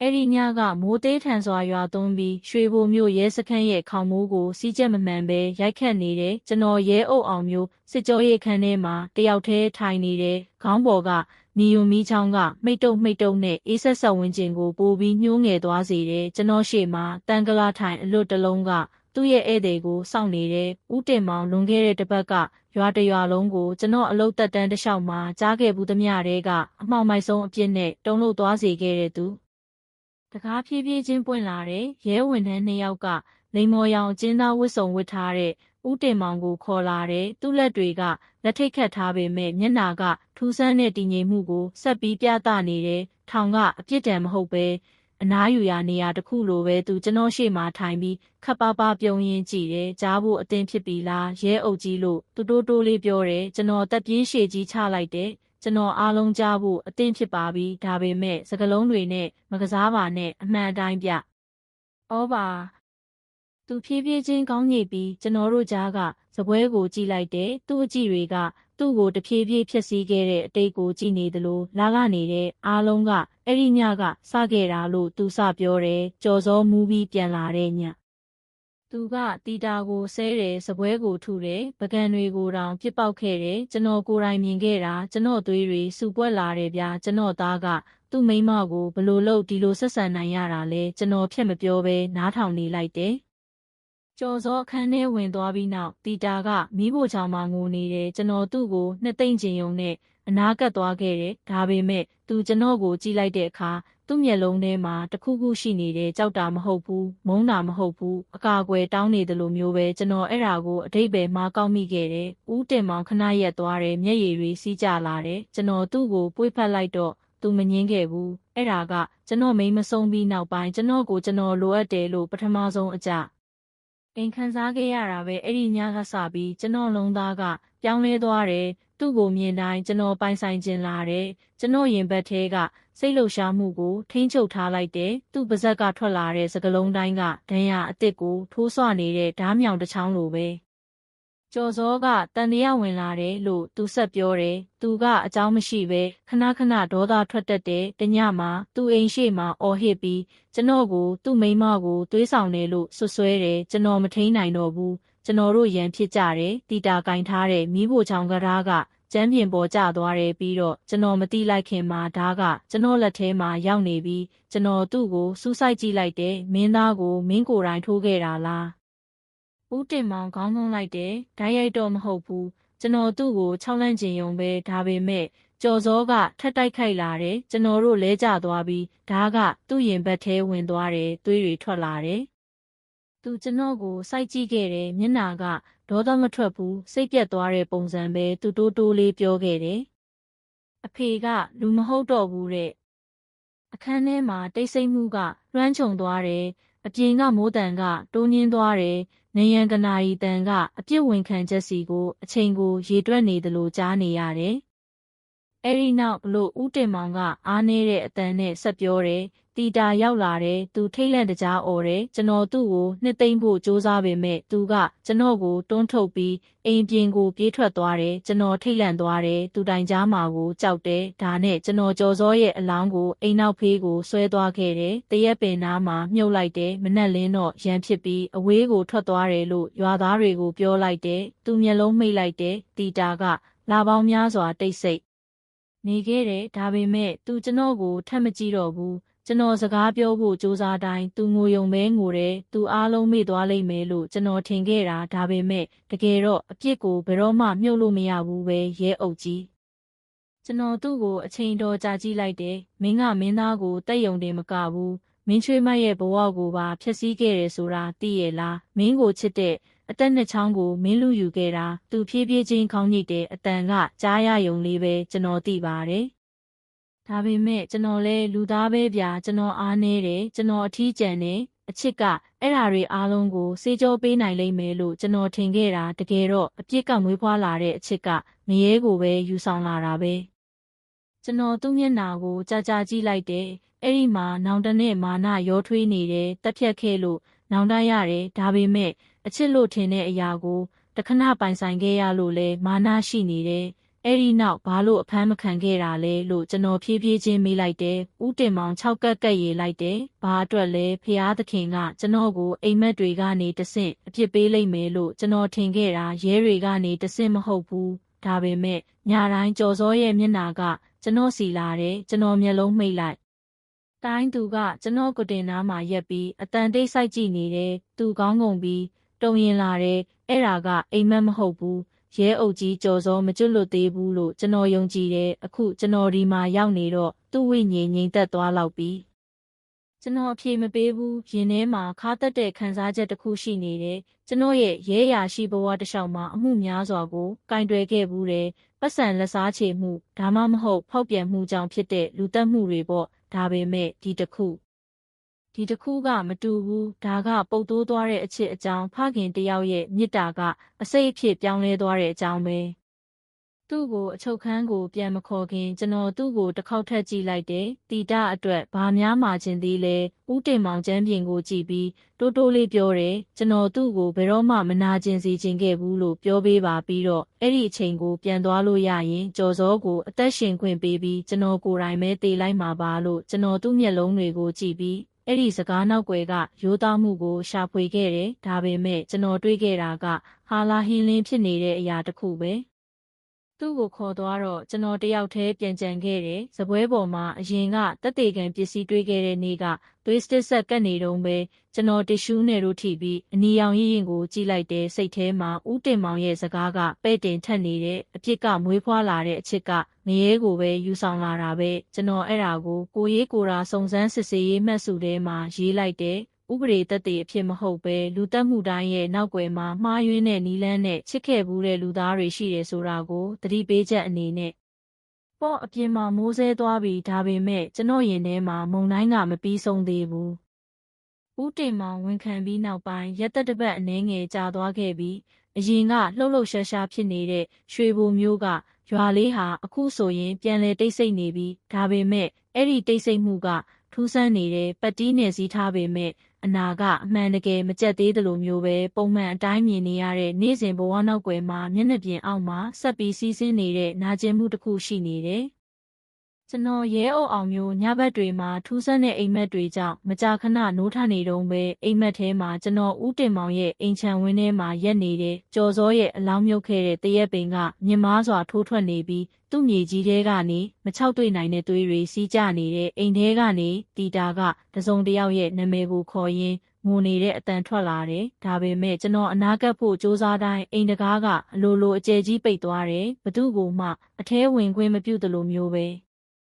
ကျွန်တော်ဒီအမှုကဥပဒေအရပြီးဆုံးသွားပြီဆိုတာသိတယ်။ဒါပေမဲ့ပါဝင်ပတ်သက်ခဲ့တဲ့သူတွေရဲ့စိတ်ထဲမှာတော့မပြီးဆုံးသေးဘူး။အထူးသဖြင့်တီတာပေါ့အဲ့ဒီနေ့မှာကျွန်တော်ရဲစခန်းရဲ့လူမှုရေးဌာနကနေသတင်းတစ်ခုရခဲ့တယ်တီတာကမြို့စုံကအမျိုးသမီးများခိုလုံရာဂီဟာမှာယာယီအကာအကွယ်တောင်းခံထားတဲ့ကျွန်တော်သူ့ကိုသွားတွေးဖို့ဆုံးဖြတ်လိုက်တယ်ရဲအရာရှိတယောက်အနေနဲ့မဟုတ်ပဲသူ့ဘဝကြောက်ရွံ့မှုတွေနဲ့မပြေတော့ဘူးဆိုတာကိုတေချာခြင်းတဲ့သူတယောက်အနေနဲ့ပေါ့ခိုလုံရာဂီဟာကရိုးရှင်းတယ်အစိမ်းဖြော့ရောင်နေရန်တွေနဲ့စပယ်ပန်းနဲ့တင်းတင်းကကျွန်တော်ဝင်သွားတော့ကြိုးဆိုနေတယ်တီတာကမိခိုးရောင်ခေါင်းဆောင်ပေါ်ဝါနဲ့ရိုးရိုးရှင်းရှင်းဝတ်စုံဝတ်ပြီးကိုပြစ်မှာထိုင်နေတယ်သူ့ခန္ဓာကိုယ်ကနောက်ဆုံးတွေးခဲ့တာထက်ပိုပိန်သွားပုံရတယ်ဒါပေမဲ့မျက်လုံးတွေကနှဆိုင်တဲ့ဒဏ်ရာအကျွင်းကြံတွေကိုတင်စီထားတော့ပဲရဲအုပ်ကြီးလို့သူကတိုးတိုးလေးတီးတိုးတန်လို့ခေါ်လိုက်တယ်ကျွန်တော်ခပ်ပါးပါးပြုံးလိုက်တယ်ဘလို့နေလဲတီတာသူခေါင်းငုံလိုက်တယ်လက်တွေကအေးဆက်နေတဲ့လက်ဖက်ရည်ခွက်ကိုစုပ်ကင်ထားတယ်ကျမဘာဖြေရမှန်းမသိဘူးတခါတလေဦးတင်မောင်ဖမ်းခံရလို့စိတ်သက်သာရရတယ်လို့ခံစားရတယ်ဒါပေမဲ့တခါတလေလဲကျမပိုင်ဆိုင်သမျှအားလုံးကြော်စောနဲ့အတူမြုပ်နှံလိုက်ရတယ်လို့ဟာတာကြီးဖြစ်နေတယ်ကျွန်တော်တိတ်ဆိတ်စွာသူ့ကိုပြောခွင့်ပေးလိုက်တယ်အမှုတိုင်းမှာကျွန်တော်တင်ယူခဲ့တာကတိတ်ဆိတ်ခြင်းကစကလုံးတွေထက်ပိုပြီးကုစားနိုင်နေဆိုတာပဲတီတာကဆက်ပြောတယ်ညတိုင်းကျမသူ့ခြေတံကိုကြားနေရတော့ပဲကြော်စောရဲ့အတန်မဟုတ်ဘူးကျမရောက်ခမရဲ့အတန်ကျမမျက်လုံးမရမှာကြောက်တယ်တနေ့နေ့မှာသူပြန်လာမှာကိုကြောက်တယ်သူအခုထောင်ထဲမှာဆိုတာသိပေမဲ့လေကျွန်တော်သူ့ကိုအလေးနဲ့ကြည့်လိုက်တယ်မင်းချိန်လိုတယ်တီတာဒီလိုဒဏ်ရာကအလွယ်တကူမပြောက်ဘူးဒါပေမဲ့မင်းကတန်ပါတယ်မင်းအသက်ရှင်နေတော့ပဲအဲ့ဒါကမင်းအားလုံးကိုကြော်ဖြတ်နိုင်နေဆိုတဲ့သက်သေအဖြစ်လုံလောက်နေပြီသူခက်ရဲပြုံးလိုက်ပေမဲ့မျက်ရည်တွေကကျလာပြန်နေအချိန်ကိုသာနောက်ပြန်လှည့်လို့ရရင်ကျမအဲ့ဒီညကကြော်စောကိုတားကျင်နေမိဖို့ချောင်ကိုမတွားအောင်သူ့ကိုဆွဲထားခြင်းနဲ့ဒါပေမဲ့ဖျားသခင်ကဒီလိုပဲရေးထားပြီးသားဖြစ်မှာပါကျွန်တော်တက်ပြင်းရှည်ကြီးချလိုက်တယ်တခါတလေဖျားသခင်ကကံကြမ္မာကိုမပြောင်းလဲဘူး ဒါပေမဲ့ပြီးသွားတဲ့နောက်မှာခံနိုင်ရည်ရှိဖို့အတွက်ကျွန်တော်တို့ကိုခွန်အားပေးတယ်။အဲဒီညမှာကျွန်တော်ရုံးကိုပြန်ရောက်လာတယ်။မိုးကအခုလေးတင်ရွာပြီးမြေစိုနှံ့ကိုခြံထားခဲ့တယ်။ကျွန်တော်ရုံးခန်းထဲမှာထိုင်ရင်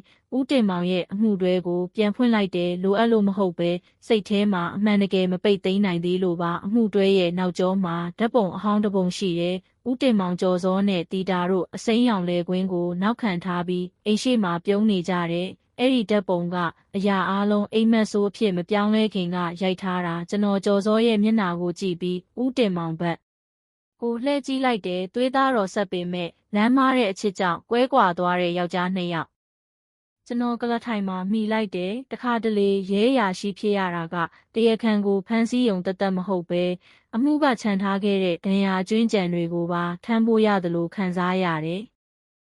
ရက်အနှဲငယ်အကြာမှာကျွန်တော်ဦးတင်မောင်အကျဉ်းကျနေတဲ့ကတာအကျဉ်းထောင်ကနေစာတစ်စောင်လက်ခံရရှိခဲ့တယ်။သူကတွေးဆုံခွင့်တောင်းထားတယ်။အစကတော့ကျွန်တော်တွန်းဆုတ်နေမိတယ်။သူ့အတန်ကိုဘာလို့ထက်ကြားရအောင်မှလဲ။ဒါပေမဲ့နောက်ဆုံးမှာတော့သွားဖို့ဆုံးဖြတ်လိုက်တယ်။ကျွန်တော်စိတ်ထဲကတစိတ်တစ်ပိုင်းကရှင်းလင်းတဲ့အဆုံးသတ်မြင်တစ်ခုလိုပိတ်သိမ်းမှုတစ်ခုလိုအပ်နေတယ်။ကျွန်တော်တွေးဆုံခန်းထဲဝင်သွားတော့ဦးတင်မောင်ကမှန်ကာချားရဲ့နောက်မှာထိုင်နေတယ်။သူ့ဆံပင်ကတိုညှက်ထားတဲ့မျက်နှာကအရင်ကထက်ပိုဖြူဖြော့နေပေမဲ့မျက်လုံးကြီးကတော့အတူတူပဲဆူးရှာတယ်တည်ငြိမ်နေခံမှန်းရခတ်တယ်ရဲအုပ်ကြီးလို့သူကခေါ်တယ်လာပေးလို့ကျေးဇူးတင်ပါတယ်ကျွန်တော်စကားရှည်မနေပဲထိုင်လိုက်တယ်ခမည်းကျွန်တော်ကိုဘာလို့ခေါ်တာလဲသူကျွန်တော်ကိုတက်ကြည့်တယ်ကျွန်တော်တီးတာသတင်းကိုသိကျင်လို့ပါကျွန်တော်ဒေါသမထွက်အောင်ထိန်းထားလိုက်တယ်သူပုံမှန်အတိုင်းပြန်နေထိုင်ဖို့စူးစမ်းနေတယ်ဒါပေမဲ့ခမည်းလုပ်ခဲ့တာကိုသူဘယ်တော့မှမေ့မှာမဟုတ်ဘူးဦးတင်မောင်အားနည်းစွာပြုံးလိုက်တယ်သူခွင့်လွှတ်ဖို့ကျွန်တော်မမျှော်လင့်ပါဘူးသူအသက်ရှင်နေတော့မဲဆိုတာကျွန်တော်သိချင်ရုံပါဘာလို့လဲဆိုတော့အဲ့ဒါကကျွန်တော်ပျက်စီးသွားပေမဲ့အ ਨੇ ဆုံးတော့ဒီလောကကြီးမှာပြုပြင်လို့ရတဲ့အရာတစ်ခုကြံသေးတယ်ဆိုတဲ့အဓိပ္ပာယ်မို့လို့ပဲကျွန်တော်သူ့ကိုအချိန်တော်ကြာကြည့်ရင်သူ့သွေးသားရင်းကိုတတ်ခဲ့တဲ့ဒီလူရဲ့ယုတ်တိကိုနားလည်ဖို့စူးစမ်းခဲ့တယ်။ဒါပေမဲ့ကျွန်တော်ကြည့်လေနောက်တက်ကလူတစ်ယောက်ကိုလူပြန်ဖြစ်စေတာအမြဲတမ်းမဟုတ်ဘူးဆိုတာပိုသိလာလေပဲတခါတလေနောက်တက်ကမာနရဲ့ပုံစံတစ်မျိုးပဲအပြစ်ကိုစေးကြောခြင်းနဲ့ခံစားချက်ဒါပေမဲ့ချစ်ခဲ့ဘူးတဲ့သူတစ်ယောက်အဖြစ်အမှတ်ရခံခြင်းစိတ်ရှိနေတော့မယ်။ကျွန်တော်မပြန်ခင်ဦးတင်မောင်ကဖြည်းဖြည်းချင်းပြောတယ်ရဲအုပ်ကြီးကျွန်တော်သာဒီမှာတည်သွားရင်တီတာကိုကျွန်တော်သူ့ကိုချစ်ခဲ့တာကိုဘယ်တော့မှနောက်တမရခဲ့ဘူးလို့ပြောပေးပါဒါပေမဲ့အဲ့ဒီအချစ်ကြောင့်ကျွန်တော်အရာအလုံးဆုံးရှုံးခဲ့ရတာကိုတော့နောင်တရပါတယ်ကျွန်တော်အပြေမပေးဘူးကျွန်တော်သူ့ကိုခဏကြည့်ပြီးထားလိုက်တယ်တွေးဆုံခန်းကထွက်လာတော့ခြေလမ်းတွေကလေးလံနေတဲ့အပြင်မှာမိုးပြန်ရွာလာပြီးကျွန်တော်ယူနီဖောင်းကိုဆိုးဆွတ်စေတယ်ကျွန်တော်တီးလိုက်တာကအချို့ဒဏ်ရာတွေကကူစားဖို့ဖန်တီးထားတာမဟုတ်ပဲထက်မဖြစ်အောင်တတိယနေဖို့အတွက်ပဲဆိုတာကိုပါအဲ့ဒီညမှာကျွန်တော်ကိုရေးကိုတာဒိုင်ယာရီထဲမှာရေးလိုက်တယ်တရားမျှတမှုကအမြဲတမ်းအပြစ်ကိုမဖယ်ရှားနိုင်ဘူးဒါပေမဲ့သူကလောကကြီးကိုနည်းနည်းပိုငြိမ်သက်စေတယ်ပြီးတော့အမှုပြီးဆုံးကလေးကပထမဆုံးအကြိမ်ဖြစ်ကျွန်တော်မိခိုးရောင်တန်းနေတဲ့ရွှေဘိုမျိုးရဲ့ကောင်းကင်ကိုကြည့်လိုက်တယ်ဒေါသနဲ့မဟုတ်တော့ပဲအချစ်အပြစ်နဲ့နောင်တကြားကနေနမိတ်ဘလောက်ရှုပ်ထွေးတယ်ဆိုတာကိုသိတဲ့လူသားတစ်ယောက်ရဲ့ပင်ပန်းနွမ်းနယ်မှုနဲ့ပေါ့အဲ့ဒီနေ့ရွှေဘိုမျိုးရဲ့ညနေခင်းကထူးခြားနေတဲ့ကောင်းကင်ကလိမ်မော်ရောင်မဟုတ်တော့ပဲမပြီးဆုံးသေးတဲ့ဒေါသကိုသိမ်းဆည်းထားသလိုမိခိုးရောင်တန်းနေတဲ့ကျွန်တော်ရဲအုပ်အောင်မျိုးဦးတင်မောင်ရဲ့အမှုနောက်ဆုံးအစီရင်ခံစာကိုအခုလေးတင်ပိတ်သိမ်းခဲ့တယ်ဒါပေမဲ့ဘာကြောင့်မှန်းမသိနောက်ဆုံးလက်မှတ်ထိုးလိုက်တော့လက်တွေကတုံနေတယ်ထူးဆန်းတဲ့ခံစားချက်တစ်ခုဒီဇလန်းကအမှန်တကယ်မပြီးဆုံးသေးဘူးဆိုတဲ့နမိတ်တစ်ခုလိုမျိုးပဲရက်အနှဲငယ်အကြာမှာတီတာနေထိုင်တဲ့အမျိုးသမီးများခိုလုံရာဂေဟာကနေထိတ်လန့်စရာသတင်းတစ်ခုရခဲ့တဲ့တာဝန်ခံတစ်ယောက်ကဖုံးဆက်တယ်သူ့အတန်ကထိတ်လန့်နေတဲ့ရဲအုပ်ကြီးမတီတာညကရုတ်တရက်ထွက်သွားတယ်ဘာသာမှလည်းမချန်ထားခဲ့ဘူးပစ္စည်းတွေကတော့ရှိနေတုံးပဲဒါပေမဲ့သူပျောက်သွားတယ်ကျွန်တော်ကလားထိုင်ကနေထွက်လိုက်တယ်သူ့ကိုနောက်ဆုံးဘယ်တော့ကတွေ့ခဲ့လဲမနေ့ကညနေပိုင်းမှာတရားနာကဆိုင်မှာစားစရာသွားဝယ်ခြင်းနဲ့လို့ပြောတယ်ဒါပေမဲ့အဲ့ဒီနောက်ပြန်မလာတော့ဘူးတိတ်ဆိတ်သွားတယ်စက္ကန့်အနည်းငယ်လောက်ကျွန်တော်ရုံးနေရန်ကမြေပုံငယ်လေးကိုကြည့်နေမိတယ်ခိုလုံရာဂီဟာနဲ့တရားကြားကအကွာဝေးက2 ကီလိုမီတာတောင်မရှိဘူးဒါပေမဲ့သူအဲ့ဒီမှာပျောက်သွားတယ်ဆိုရင်ဒါကတိုက်ဆိုင်မှုမဟုတ်ဘူး ကျွန်တော်ချက်ချင်းအဲ့ဒီနေရာကိုထွက်သွားခဲ့တယ်။တရားကရွာနှစ်ရွာကိုဖြတ်တန်းစီးဆင်းနေတဲ့ချောင်းငယ်လေးတစ်ခုပေါ်မှာတိဆောက်ထားတာပတ်ဝန်းကျင်မှာအိမ်အိုတချို့နဲ့တစ်ပင်ကြီးတွေပဲရှိတယ်။လမ်းဘေးမှာညကမိုးကြောင့်ဆူဆွတ်နေတဲ့အမျိုးသမီးစီးဖနက်တရံကိုတွေ့လိုက်တယ်။သူ့ဘေးမှာရွှွန့်ပေနေတဲ့စာရွက်ငယ်လေးတစ်ရွက်ကပ်နေတဲ့စာရွက်ကဟောင်းနှွမ်းနေပေမဲ့လက်ရေးကိုတော့ဖတ်လို့ရသေးတယ်။ကျမအဲ့ဒီအိမ်ကိုတစ်ခေါက်ပြန်သွားရမယ်။အရာအလုံးမပြီးမချင်းကျမအိတ်လို့မရဘူး။ကျွန်တော်တရွေးမျိုးချလိုက်တဲ့အဲ့ဒီအိမ်ဆိုတာဦးတင်မောင်ရဲ့အိမ်ဟောင်းကိုဆိုလိုတာဖြစ်မယ်အချိန်မဆွဲပဲကျွန်တော်အဲ့ဒီအိမ်ကိုချက်ချင်းထွက်သွားခဲ့တယ်ဦးတင်မောင်ကိုဖမ်းဆီးပြီးကတည်းကအိမ်ကိုတိတ်နဲ့ပိတ်ထားတယ်ဒါပေမဲ့ကျွန်တော်ရောက်သွားတော့တိတ်ကစုပ်ပြဲနေတယ်အိမ်ရှိတကားကနည်းနည်းပွင့်နေပြီးလေတိုက်လို့ဖြည်းဖြည်းချင်းလွှဲနေတယ်ကျွန်တော်သတိထားပြီးအထဲကိုဝင်သွားခဲ့တယ်လေထဲမှာဖုံတွေလွင့်နေပြီးစိုးထိုင်းနဲ့တစ်သားပုံနဲ့ရောနေတဲ့အနှံ့ကနှာခေါင်းကိုစူးကနေထိုးတယ်ဧကန်ထဲမှာအရာအားလုံးကနောက်ဆုံးအကြိမ်ကအတိုင်းပဲကျိန်ကုလက်ထိုင်နေရန်ကမိသားစုတပ်ပုံမလဲလေရသေးတဲ့ပြက်ကတိန်အဟောင်းထားပေမဲ့ကျမ်းပြင်မှာအသစ်ဖြစ်နေတဲ့ခြေရာငယ်လေးတစ်ခုရှိနေတယ်တီတာလို့ကျွန်တော်ဖြည်းဖြည်းချင်းခေါ်လိုက်တယ်အတန်ကနေရန်အိုရီကြားမှာပဲ့တင်ထက်သွားတယ်အဖြေမရှိဘူးခေါင်းမိုးပေါက်ကနေရေဆက်ကြတမ်းပဲကြားရတယ်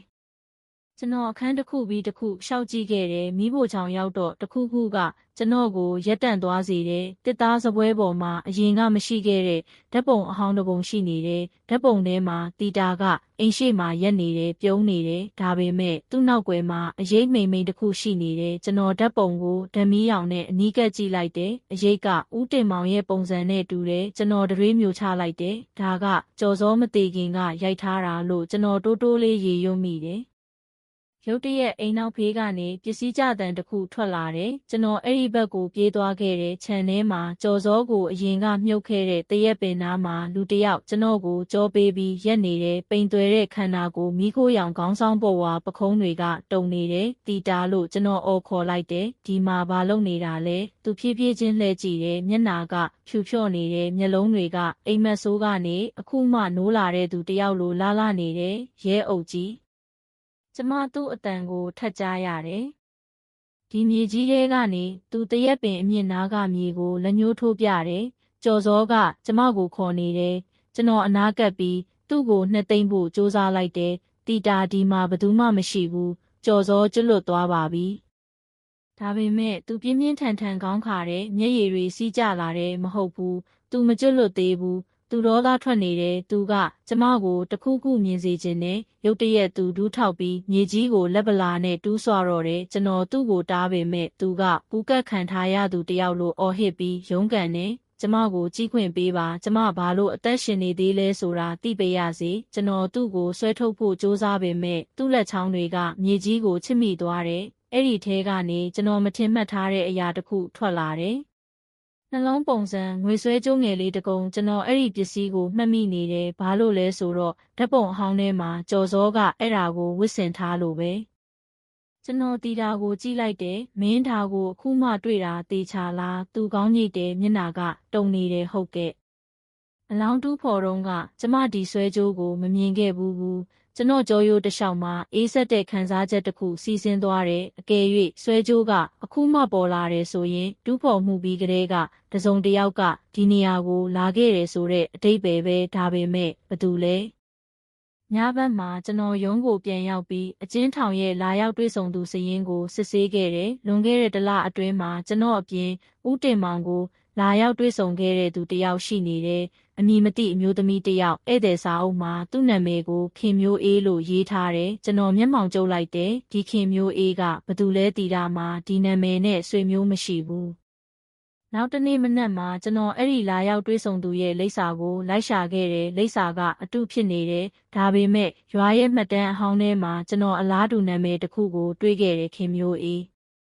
ကွယ်လွန်သူဦးတင်မောင်ရဲ့ဇနီးကိုအရင်ကကုသပေးခဲ့တဲ့ဆေးကန်းကသူနာပြုဟောင်းတစ်ယောက်ကျွန်တော်တန်တရားဝင်လာတယ်အဲ့ဒီအမျိုးသမီးကဦးတင်မောင်နဲ့အတိတ်ကဆက်ဆံရေးရှိခဲ့သလားဒါမှမဟုတ်ကျွန်တော်တို့မတွေ့သေးတဲ့အချက်လက်တွေကိုသိနေသလားည ညဘက်မှာကျွန်တော်တီတာကိုသူ့လုံးကြုံနေဆိုတာတေချာအောင်လုပ်ပြီးနောက်ခိုလုံရာဂီဟာမှာပြန်တွေ့ခဲ့တယ်။သူအခန်းထောင်မှာတိတ်ဆိတ်စွာထိုင်ရင်းပြတင်းပေါက်ကိုအမူအရာမဲ့စွာကြည့်နေတယ်။တီတာလို့ကျွန်တော်ဖြည်းဖြည်းချင်းပြောလိုက်တယ်။ခင်မျိုးအေးဆိုတဲ့နာမည်ကိုမှတ်မိလား။သူမြင်လှည့်ကြည့်တယ်မျက်နှာကတင်းမာသွားတယ်ခင်မျိုးအေး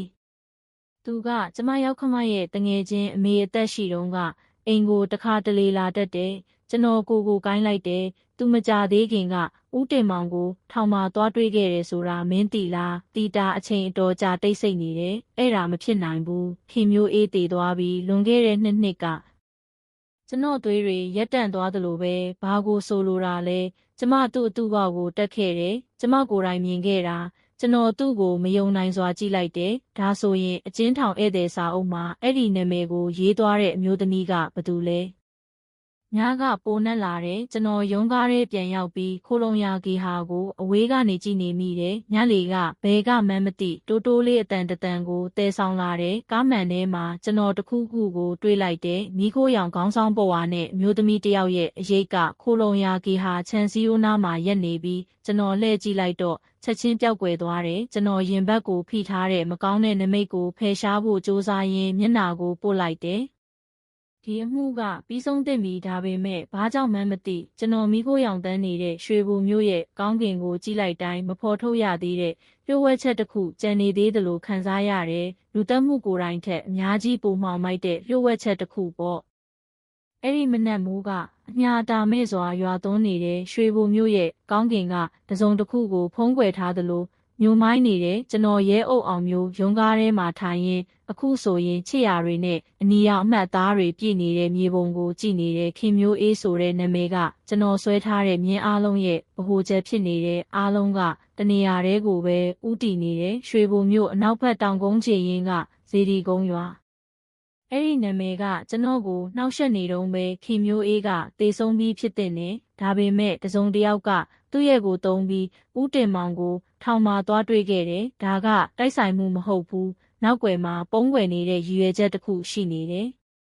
ကျွန်တော်အဲ့ဒီရွာကိုထွက်သွားဖို့ဆုံးဖြတ်လိုက်တယ်မြေလန်းကချောနေတယ်တောင်ထိပ်ကိုမြူကိုးတွေဖုံးလွှမ်းနေပြီးလမ်းဘေးဝဲရာကကျွန်းပင်တွေကဝင်းကျင်ကိုအသက်ရှူကျက်သွားစေတဲ့ရောက်သွားတော့ရွာသင်းချိုင်းဆောင်အဖိုးကြီးတယောက်ကကျွန်တော်ကိုကြိုဆိုတယ်ခွင့်ပြုပါဦးအဖလို့ကျွန်တော်ပြောလိုက်တယ်ကျွန်တော်ခင်မျိုးအေးဆိုတဲ့နာမည်နဲ့အုတ်ကူကိုရှာနေတာပါအဖိုးကြီးကမျက်မှောင်ကျုပ်ပြီးကျွန်တော်ကိုအချိန်တော်ကြာကြည့်တယ်ခင်မျိုးအေးလားအော်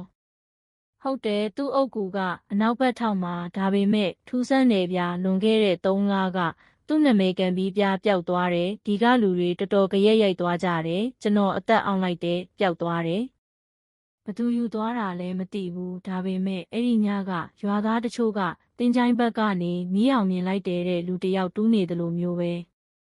ကျွန်တော်အနောက်ဘက်တင်းချိုင်းဧရိယာကိုအမြန်သွားခဲ့တယ်အဲ့ဒီမှာမြေကနည်းနည်းနှိမ့်ကျနေတယ်နာမည်ကန်မေးပြားကိုနာမည်မပါတဲ့ကြောက်တုံးတာမန်နဲ့အစားထိုးထားတယ်ကျွန်တော်ထိုင်ချပြီးဆိုစွတ်နေတဲ့မြေကိုတို့ထိလိုက်တယ်အရန်အေးဆက်နေတယ်မိုးစဲခါစာမနက်ခင်းအတွက်အေးလွန်းနေတယ်ကျွန်တော်ပတ်ဝန်းကျင်ကိုကြည့်လိုက်တယ်တင်းချိုင်းစီသွားတဲ့လမ်းကျဉ်းလေးမှာရင်ငယ်ပြီးရာတစ်ခုရှိနေတယ်အစ်စ်ဖြစ်နေတော့ပဲညကတယောက်ဒီကိုလာခဲ့တယ်လို့ကျွန်တော်ရေရွတ်မိတယ်ကျွန်တော်တန်တရားဝင်လာတယ်တစုံတစ်ယောက်ကခင်မျိုးအေးရဲ့နာမည်ကိုသုံးတာကဦးတင်မောင်မိသားစုနဲ့ရင်းနှီးတဲ့ဆက်ဆံရေးရှိလို့ဒါမှမဟုတ်သူတို့ရဲ့လှုပ်ဝက်ချက်အဟောင်းတွေရဲ့တစိမ့်တစ်ပိုင်းဖြစ်နေလို့ဖြစ်နိုင်တယ်။ညနေပိုင်းမှာကျွန်တော်ရွှေဘိုအကျဉ်းထောင်ကိုပြန်သွားခဲ့တယ်။ကျွန်တော်အရင်ကထက်ပိုတည်ငြိမ်နေပုံရတဲ့ဦးတင်မောင်ကိုတွေးဆုံခွင့်တောင်းခဲ့တယ်။သူ့ခန္ဓာကိုယ်ကပိန်သွားတယ်။သပင်တွေကတဝက်လောက်ဖြူနေပြီးဒါပေမဲ့မျက်လုံးတွေကတော့ဆူရှနေတုံးပဲဦးတင်မောင်လို့ကျွန်တော်စကားဆလိုက်တယ်။လွန်ခဲ့တဲ့3ပတ်ကတယောက်ခမားကိုဒီမာလာတွေ့ခဲ့တယ်သူကသူ့နာမည်ကိုခင်မျိုးအေးလို့ရေးခဲ့တယ်ဘသူလဲသူကဦးတင်မောင်ခပ်ပါးပါးပြုံးတဲ့နှုတ်ခမ်းတွေကတုံနေတဲ့နောက်ဆုံးတော့မင်းတိသွားပြီပေါ့ဒါဆိုတကယ်လာခဲ့တာပေါ့ဟုတ်တယ်ဒါပေမဲ့အဲ့ဒါခင်မျိုးအေးမဟုတ်ဘူးကျွန်တော်ကိုကိုင်းလိုက်တယ်ဒါဆိုဘသူလဲသူကျွန်တော်ကိုအချိန်တော်ကြာကြည့်တယ်ကျွန်တော်ကြားဖို့ထိုက်တန်ရဲ့လားလို့အကဲဖြတ်နေတယ်လို့ပဲသူကခင်မျိုးအေးနဲ့တူတဲ့မျက်နှာနဲ့လာခဲ့တာဒါပေမဲ့သူမဟုတ်ဘူးနာမည်ကတစ်မျိုးဒါပေမဲ့ အတန်ခြေလန်းရီမွေးနှံတောင်ခင်မျိုးအေးနဲ့တူတူပဲကျွန်တော်တောင်မသိလိုက်ပဲသူ့ကိုခင်မျိုးအေးလို့ခေါ်မိသွားတယ်ကျွန်တော်သူပြောတာကိုမြင်မှတ်လိုက်တယ်ဦးတင်မောင်သူ့ချုပ်ခန်းမျက်နှာချက်ကိုကြည့်တယ်သူကအားလုံးမပြီးသေးဘူးငါအိမ်မှာရှာတွေ့ရမယ့်အရာတစ်ခုကြံသေးတယ်လို့ပြောခဲ့တယ်ကျွန်တော်အဲ့ဒါကိုစိတ်ထင်အောင်ထင်မှားဖြစ်တယ်လို့ထင်ခဲ့တာဒါပေမဲ့ညဘက်မှာကျွန်တော်ကြော်စောကခြံထဲမှာသူ့ရဲ့ပျောက်နေတဲ့ဆွဲကြိုးကိုကင်ပြီးရက်နေတာကိုအိမ်မက်မက်တယ်ကျွန်တော်တရွေးမြူချလိုက်တယ်အဲ့ဒီဆွဲကြိုးကိုတီတာကအဲ့ဒီနေရာမှာပဲတွေးခဲ့ပြီးပြီဦးတင်မောင်ခေါင်းသွင်းလိုက်တယ်မျက်နှာကဖြူလျှော့သွားတယ်အဲ့ဒီဆွဲကြိုးကအဲ့ဒီမြေကြီးထဲကနေမထွက်လာသင့်ဘူးဘာကိုဆိုလိုတာလဲခမညာဘာလို့လဲဆိုတော့အဲ့ဒါကဆွဲကြိုးတက်မဟုတ်ဘူးဂတိကဝတ်ရဲ့ချီနှောင်မှုပဲလွန်ခဲ့တဲ့နှစ်ပေါင်းများစွာကတေဆုံးသွားတဲ့သူတယောက်နဲ့အတူရှိခဲ့တဲ့အရာတစ်ခုကျွန်တော်သူ့ကိုစူးစိုက်ကြည့်လိုက်တယ်ခင်မျိုးအေးကိုဆိုလိုတာလားသူ့အဖြေမပေးဘူးဒါပေမဲ့သူ့မျက်နှာအမူအရာကနေကျွန်တော်သိလိုက်တယ်ဟုတ်တယ်သူတို့ကြားမှာပိုနက်ဆိုင်နဲ့အတိတ်ကဆက်ဆံရေးတစ်ခုရှိခဲ့တယ်စုံစမ်းစစ်ဆေးရေးစာရွက်စာတမ်းတွေနဲ့တောင်မဖော်ထုတ်နိုင်ခဲ့တဲ့အရာတစ်ခု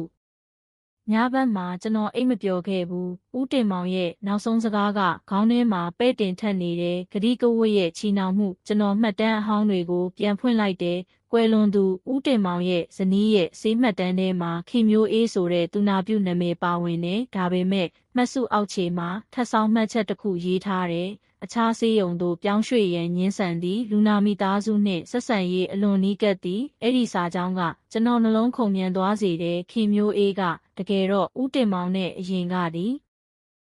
ကိုရေးကိုရာဆက်ဆံရေးရှိခဲ့တာလားရှိခဲ့ရင်သူတို့ဆက်ဆံရေးကခင်မျိုးအေးတည်ဆုံးပြီးနောက်မှာတော့မရက်တန့်ခဲ့ဘူးလား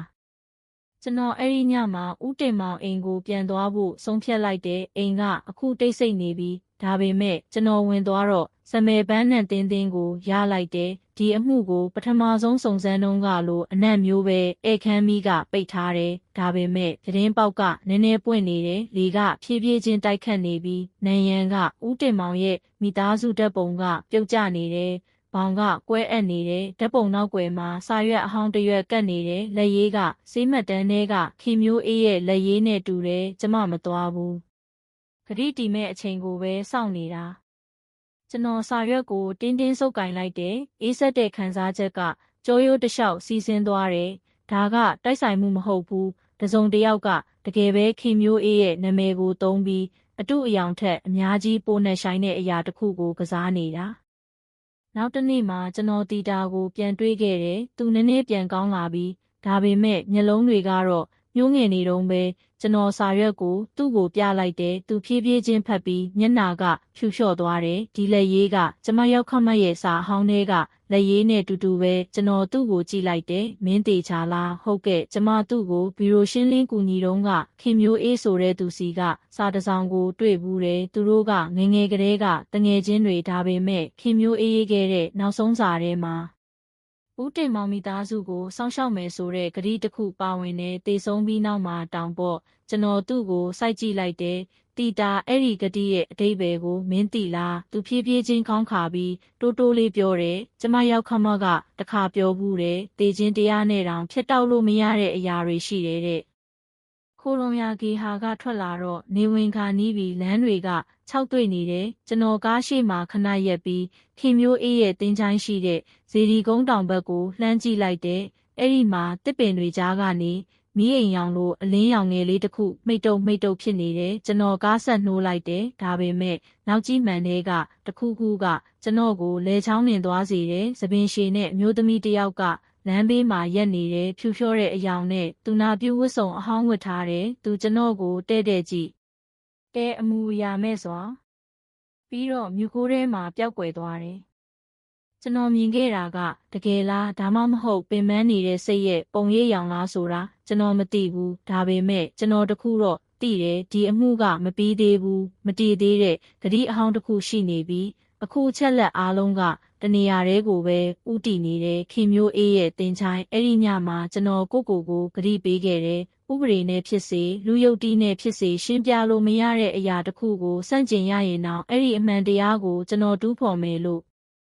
ရွှေဘိုမြို့ရဲ့အယုံတက်ချိန်ကတိတ်ဆိတ်နေတဲ့ထူထပ်တဲ့မြူကိုတွေကကျွန်းပင်တွေကြားမှာဖုံးလွှမ်းပြီးရွာတရွာလုံးကိုအသက်ရှူကျက်စေတဲ့တိတ်ဆိတ်မှုထဲမှာနစ်မြုပ်စေတဲ့ကျွန်တော်ရဲအုပ်အောင်မျိုးရဲစခန်းရှိမှာလက်ထဲကအမိန့်စာတစ်စောင်နဲ့ထိုင်နေတဲ့ခင်မျိုးအေးရဲ့တင်ချိုင်းကိုပြန်တူးဖော်ခွင့်အမိန့်စာအရေးတွေနဲ့ပဟေလိတွေနဲ့၆လန့်ခံရတဲ့ညတွေပြီးနောက်မှာအဖြေအားလုံးကအဲ့ဒီမှာရှိတယ်ဆိုတာကျွန်တော်သိလိုက်ပြီအဲ့ဒီမနက်ကျွန်တော်မှုခင်းစုံစမ်းစစ်ဆေးရေးအဖွဲ့ဝင်2ယောက်နဲ့တင်ချိုင်းဝန်ထမ်း1ယောက်နဲ့အတူထွက်သွားခဲ့တယ်။ကျွန်တော်တို့နေထွက်ခါစားအချိန်မှာဇေဒီကုန်းရွာကိုရောက်သွားတယ်။ဒါပေမဲ့ဝင်းကျင်ကထူးဆန်းနေတယ်ငှက်တွေမတွန်ဘူး။လေကပုံမှန်ထက်အိုအေးဆက်နေသလိုပဲတင်ချိုင်းဧရိယာအစွန်မှာတပြေပင်အိုကြီးအောက်မှာခင်မျိုးအေးကိုအရင်ကမြုပ်ခဲ့တဲ့မြေပုံတစ်ခုကိုတွေ့ရတယ်။ဒီကနေစပါလို့ကျွန်တော်တို့တုတ်တုတ်ပြောလိုက်တယ်။ပထမဆုံးပေါက်တူးကဆိုစွတ်တဲ့မြေကိုထိုးဖောက်သွားတယ်။တတုတန်နဲ့မြေကြီးတန်ကလေတိုးတန်နဲ့ရောရှက်နေတဲ့တူးဖော်မဲ့သတင်းကြားတဲ့ရွာသားတချို့ရောက်လာကြတယ်။ဒါပေမဲ့ကျွန်တော်ဂယုမဆိုင်ဘူးအချိန်ကဖြည်းဖြည်းချင်းကုံဆုံးသွားပြီးနောက်ဆုံးမှာတော့ဝန်ထမ်းတယောက်ရဲ့ပေါက်တူးကမာကျောတဲ့အရာတစ်ခုကိုထိမိသွားတယ်။ကျွန်တော်တို့မြေကြီးကိုဖြည်းဖြည်းချင်းရှင်းလင်းလိုက်တယ်ဖြစ်တဲ့လို့အခေါင်းမဟုတ်ပဲအနက်ရောင်ကျိုးနဲ့တက်ရဲပိတ်ထားတဲ့တစ်သားတစ်တာငယ်လေးတစ်လုံးပဲကျွန်တော်ထိုင်ချပြီးမျက်နှာပြင်ကိုစစ်ဆေးလိုက်တဲ့အဖုံးပေါ်မှာအနီရောင်မင်းနဲ့တိမ်မွေးတဲ့စာလုံးတွေရေးထားတဲ့ဂရိကိုမဖွင့်ရကျွန်တော်အဖွဲ့ကိုကြည့်လိုက်တယ်အဲ့ဒီကျိုးကိုဖွင့်လိုက်ကျွန်တော်တို့ဖြတ်လိုက်တယ်တစ်တာအဖုံးပွင့်သွားတော့ငါစိမ့်နဲ့လိုအနှမ်းကထွက်လာတဲ့အထဲမှာအယိုးတွေမဟုတ်ပဲစာရီနဲ့ဓာတ်ပုံအဟောင်းတွေပုံထားတယ်ဓာတ်ပုံတွေထဲကတပုံကကျွန်တော်သွေးတွေရက်တန့်သွားစေတယ်ဦးတင်မောင်ငယ်ငယ်ကသူနာပြုဝတ်စုံဝတ်ထားတဲ့နူးညံ့တဲ့မျက်နှာနဲ့အမျိုးသမီးတစ်ယောက်နဲ့အတူရှိနေတယ်ခင်မျိုးအေးဓာတ်ပုံနောက်ွယ်မှာရက်ဆွဲနဲ့စာကြောင်းတိုလေးတစ်ခုရေးထားတယ်။တပြေပင်အိမ်ကဂရိသေးသည့်အထိတိုင်ကျွန်တော်ဓာတ်ပုံကိုတင်းဆုပ်ကင်လိုက်တယ်။ဒါဆိုသူတို့ကခင်မျိုးအေးမတည်ခင်ကတည်းကဆက်ဆံရေးရှိခဲ့တာပေါ့။ဒါပေမဲ့ဘာလို့သူ့ခန္ဓာကိုယ်ကဒီတင်းချိုင်းမှာမရှိတာလဲ။ကျွန်တော်တက်တာတွေကအရာတွေကိုစစ်ဆေးရင်းတီတာဆိုတဲ့နာမည်ရေးထားတဲ့အညိုရောင်စာအိတ်တအိတ်ကိုတွေးလိုက်တယ်ကျွန်တော်သတိထားပြီးဖွင့်လိုက်တဲ့အထဲမှာတီတာအတွက်လက်ရေးစာတစ်စောင်ရှိတယ်တနေ့နေ့မှာမင်းတာကိုဖတ်မိရင်ကြော်စောတေဆုံးမှုကသူ့အဖေရဲ့အပြစ်သက်မဟုတ်ဘူးဆိုတာသိထားပါသွေးနဲ့အချစ်နဲ့ရေးခဲ့တဲ့စတေးမှုရဲ့တစိမ့်တစ်ပိုင်းပဲအားလုံးငြိမ်သက်သွားအောင်ဂရိတီမဲ့အချိန်ကိုငါစောင့်နေတဲ့လက်မှတ်ကခင်မျိုးအေးကျွန်တော်တက်ပြင်းရှည်ကြီးချလိုက်တဲ့ဒီစာကခင်မျိုးအေးတေဆုံးပြီးဖြစ်တဲ့အချိန်နောက်ပိုင်းမှာရေးထားတာဒါဆိုဘသူရေးခဲ့တာလဲညနေပိုင်းမှာကျွန်တော်ဦးတင်မောင်ကိုအချုပ်ခန်းမှာပြန်တွေ့ခဲ့တယ်ဒီတခါတော့စကားရှည်မနေပဲဓာတ်ပုံနဲ့စာကိုသူ့မျက်နှာရှေ့မှာချပြလိုက်တယ်ဒါကိုရှင်းပြပါဦးတင်မောင်သူ့အချိန်တော်ကြာကြည့်ပြီးတက်ပြေးရှည်ကြီးချလိုက်တယ်မင်းမယုံနိုင်တော့ဘူးအောင်မျိုးအားလုံးကတီတာကြော်စောနဲ့မလက်ထက်ခင်ကလေးကစခဲ့တာကျွန်တော်ကိုကိုင်းလိုက်တယ်ပြောကြည့်ပါအရင်ကငါနဲ့ခင်မျိုးအေးကငယ်တငယ်ချင်းတွေသူကငါ့ကိုချစ်တယ်ဒါပေမဲ့ငါကအခုမရှိတော့တဲ့မိမမလှကိုရွေးချယ်လက်ထပ်ခဲ့တယ်မလှအပြင်းထန်ဖျားတော့ခင်မျိုးအေးကသူနာပြုအဖြစ်ရောက်လာပြီးဆက်ဆံရေးအဟောင်းကပြန်ရှင်တန်လာခဲ့တယ်သူတေဆုံးခင်ညမှာငါတို့၃ယောက်တပြေပင်အောက်မှာဘသူအရင်သေးသေးကြံခဲ့တဲ့မိသားစုကိုစောင့်ရှောက်မယ်လို့ကတိပေးခဲ့ကြတယ်ခင်မျိုးအေးကအဲ့ဒီကတိကိုမြေကြီးပေါ်မှာရေးခဲ့ပြီးနောက်တစ်နေ့မှာသူကိုတက်သေးသွားခဲ့တယ်ကျွန်တော်မှင်သက်သွားတယ်ဒါဆိုခင်မျိုးအေးကတကယ်သေဆုံးခဲ့ဒါပေါ့ဟုတ်တယ်ဒါပေမဲ့မလှသေးဆုံးပြီးနောက်မှာငါသူ့ကိုပြန်မြင်လာတယ်အစကတော့အိမ်မက်ထဲမှာပြီးတော့အတန်တွေကနေတဆင့်အဲ့ဒီအတန်ကငါကိုယ်တိုင်မယုံနိုင်တဲ့အရာတွေလှုပ်ခိုင်းတယ်သူ့မျက်လုံးတွေကတုံနေတယ်မျက်ရည်တွေစီးကျလာတယ်သူကငါငယ်ရွယ်စဉ်ကမျက်နှာနဲ့တူတဲ့ချွေးမတီတာကိုပိုင်ဆိုင်နိုင်ဖို့အတားအဆီးကိုဖယ်ရှားရမယ်လို့ပြောခဲ့တယ်အဲ့ဒီအတန်ကထက်ခါနောက်ဆုံးမှာငါလှုပ်လိုက်မိတယ်ကျွန်တော်စိတ်လှုပ်ရှားမှုကိုထိန်းထားလိုက်တယ်ဒါဆိုအဲ့ဒီအတန်ကမင်းသားကိုတတ်ခိုင်းခဲ့တာလားဦးတင်မောင်ခေါင်းငုံလိုက်တယ်အဲ့ဒါခင်မျိုးအေးလားဒါမှမဟုတ်ဂတိကိုပြန်တောင်းနေတဲ့အပြစ်လားဆိုတာငါမသိတော့ဘူးညဘက်မှာကျွန်တော်နောက်ဆုံးမှုအစီရင်ခံစာကိုရေးခဲ့တယ်ဒါပေမဲ့တရားရုံးကိုမတင်ခင်ကျွန်တော်ဦးတင်မောင်အိမ်ကိုတစ်ခေါက်ပြန်သွားခဲ့တယ်စာနဲ့ဝန်ခံချက်ထဲမှာပါတဲ့တပြေပင်ကိုကိုယ်တိုင်မြင်ရမယ်လို့ကျွန်တော်ခံစားရတယ်ကောင်းကင်ကမှောင်မိုက်နေတယ်လေကပြင်းတယ်တပြေပင်ကအိမ်နောက်ွယ်မှာ ကြီးမားစွာရက်နေတဲ့ပင်စီကလူသွေးကြောတွေလိုလိန်ကောက်နေတဲ့ကျွန်တော်ဓာတ်မီးကိုမြေပေါ်မှာဖြာကျနေတဲ့အမြစ်တွေစီကိုထိုးလိုက်တော့ပင်စီဘေးကအပေါက်ငယ်လေးတစ်ခုကိုတွေးလိုက်တဲ့အထဲမှာအရင်ကတက်တေခံပစ္စည်းဌာနကိုအပ်ထားတဲ့နှလုံးပုံစံငွေဆွဲကြိုးရှိနေတဲ့အဲ့ဒီဆွဲကြိုးကသိမ်းဆည်းထားတဲ့နဲ့ဒါပေမဲ့ဘလို့မှန်းမသိဒီကိုပြန်ရောက်နေတယ်ကျွန်တော်ကောက်ယူလိုက်တော့ပတ်ဝန်းကျင်ကလေးကရုတ်တရက်အလွန်အေးဆက်သွားတယ်အရွက်တွေကြွေကြတယ်လေကတိုးတိုးလေးအတန်လိုတိုက်ခတ်နေတဲ့ဂတိကြည့်ပြီးကျွန်တော်တိတ်ဆိတ်သွားတယ်နှလုံးခုန်တန်ကကျဲလောင်နေတယ်အတန်ကမှိန်ဖြော့ပေမဲ့ရှင်းလင်းတယ်နူးညံ့ပေမဲ့နှဆိုင်တဲ့ဝမ်းနည်းမှုပါဝင်တဲ့အမျိုးသမီးအတန်ကျွန်တော်ပတ်ဝန်းကျင်ကိုကြည့်လိုက်တယ်ဘယ်သူမှမရှိဘူးဒါပေမဲ့မြူခိုးနောက်ွယ်မှာအဖြူရောင်ဝတ်စုံတဲ့အမျိုးသမီးတစ်ယောက်ကတစ်ပင်ဘေးမှာရက်ပြီးကျွန်တော်ကိုကြည့်နေသလိုခံစားလိုက်ရတယ်ကျွန်တော်တည်ငြိမ်အောင်စူးစမ်းရင်းမှိန်ဖြော့နေတဲ့ဓာတ်မီးကိုကြည့်လိုက်တယ်မင်းတကယ်ပဲခင်မျိုးအေးဆိုရင်လို့ကျွန်တော်တိုးတိုးလေးရေရွတ်မိတယ်ဂတိတီသွားပြီးဦးတင်မောင်သူ့အပြစ်ကိုပေးဆက်ခဲ့ပြီးအရေးကမလှုပ်ရှားပဲခေါင်းငုံပြီးမြူခိုးနဲ့အတူတဖြည်းဖြည်းပျောက်ကွယ်သွားတယ်ဝင်းကျင်ကပြန်တိတ်ဆိတ်သွားတယ်ကျွန်တော်လက်ထဲကဆွဲကြိုးကိုကြည့်ပြီးတစ်ပင်အမြင့်အောက်ကမြေပေါ်မှာချထားလိုက်တဲ့အားလုံးသူ့နေရာနဲ့သူပြန်သွားပါစေရက်နှဲငယ်အကြာမှာဦးတင်မောင်ကကြော်စောကိုတတ်မှုနဲ့အပြစ်ရှိကြောင်းထင်ရှားပြီးထောင်ဒဏ်ကြီးလေးစွာချမှတ်ခံခဲ့ရတယ်တီတာကတရားခွင်ကိုတည်ငြိမ်တဲ့မျက်နှာနဲ့တက်ရောက်ခဲ့ပေမဲ့မျက်လုံးတွေကရောက်ခမတ်ထိုင်နေတဲ့ကလားထိုင်ကနေမခွာခဲ့ဘူးစီရင်ချက်ချပြီးနောက်ဦးတင်မောင်ကသူ့ကိုစကားတခွန်းပဲပြောခဲ့တယ်တိုးတိုးလေးကြားရယုံပဲတောင်းပန်ပါတယ်သမီးငါမလုပ်တဲ့ဂရီတစ်ခုကိုရှုံးနေခဲ့တယ်ကျွန်တော်တရားခွင်အပြင်ဘက်မှာရက်ပြီးအခုပြန်လဲသားရနေတဲ့ရွှေဘိုမျိုးရဲ့ကောင်းကင်ကိုကြည့်လိုက်တယ်အားလုံးငြိမ်သက်နေသလိုပဲဒါပေမဲ့အဲ့ဒီငြိမ်ချမ်းမှုကတန်ဖိုးကြီးတယ်ဆိုတာကျွန်တော်သိတယ်ဒီအမှုကဒဏ်ရာဟောင်းတွေကိုဖွင့်လှစ်ခဲ့တယ်ယူသွမှုအဆုံးသတ်တဲ့အချစ်ရဲ့လျှို့ဝှက်ချက်တွေကိုဖော်ထုတ်ခဲ့တယ်အဖြစ်ကဘယ်တော့မှမတည်တဲ့ဂတိအဖြစ်ဘလို့ပုံဖော်နိုင်တယ်ဆိုတာကိုပြသခဲ့တယ်အဲ့ဒီညမှာကျွန်တော်နောက်ဆုံးအစီရင်ခံစာကိုစာကြောင်းတစ်ကြောင်းနဲ့အဆုံးသတ်ခဲ့တယ်တေခြင်းတရားကိုပေးထားတဲ့ဂတိကိုတည်တဲ့လူသားထက်ပိုကြောက်စရာကောင်းတဲ့မကောင်းဆိုးဝါးမရှိဘူးပြီးတော့နောက်ဆုံးအမှုတွဲတွေကကျော်စောရဲ့ဓာတ်ပုံကိုကြည့်လိုက်တော့ကျွန်တော်တာဝန်ပြီးဆုံးသွားပြီဆိုတာကျွန်တော်သိလိုက်တယ်ဒါပေမဲ့တပြေပင်နောက်ွယ်ကအရေးကတော့အမြဲတမ်းသတိပေးချက်တစ်ခုအဖြစ်ကြံနေလိမ့်မယ်အချို့ဂတိတွေကထာဝရမြုပ်နှံထားတဲ့နဲ့ဦးတင်မောင်ရဲ့နောက်ဆုံးတရက်ခွင်ပြီးကလေးက2 လကြာသွားခဲ့ပြီးရွှေဘိုမျိုးကအခုငြိမ်သက်နေပြီးဒါပေမဲ့ကျွန်တော်အတွက်တော့မဟုတ်ဘူးရဲအုပ်အောင်မျိုးမိုးရွာတိုင်းကျွန်တော်စိတ်တွေကအရာအလုံးစတင်ပြီးအဆုံးသတ်ခဲ့တဲ့တပြေပင်အိုကြီးအောက်မှာရက်ခဲ့တဲ့ညစီကိုအမြဲပြန်ရောက်သွားတယ်ဒီနေ့ကျွန်တော်ရုံးခန်းသတင်းပေါက်ရှိမှထိုင်ရင်စိုးစွနေတဲ့လမ်းတွေကိုကြည့်နေတယ်ကော်ဖီနန်းကလေထဲမှာပြည့်နေပေမဲ့အရသာကပေါ့ပြက်ပြက်ပဲဘာလို့လဲဆိုတော့ဒီအမှုကနေဥပဒေနဲ့ဖြစ်စေတရားဝင်အစီရင်ခံစာနဲ့ဖြစ်စေဘယ်တော့မှရှင်းပြလို့မရတဲ့အရာတစ်ခုရှိတယ်ဆိုတာကျွန်တော်သိနေလို့ပဲဦးတင်မောင်ကအခုမန္တလေးအကျဉ်းထောင်မှာအကျဉ်းကျနေတယ်နောက်ဆုံးအစီရင်ခံစာအရသူ့ကျန်းမာရေးကဆက်ပြီးကျဆင်းနေတယ်ဒါပေမဲ့အထူးခြားဆုံးကတော့ညတိုင်းအကျဉ်းထောင်ဝန်ထမ်းတွေကသူ့အချုပ်ခန်းထဲမှာတယောက်တည်းစကားပြောနေတာကိုကြားရတယ်တဲ့အတန်ကတိုးတိုးလေးတစ်စုံတစ်ယောက်နဲ့စကားပြောနေတယ်လို့မျိုးပဲတခါတလေသူကခင်မျိုးအေးနာမည်ကိုခေါ်တယ်တခါတလေတီတာ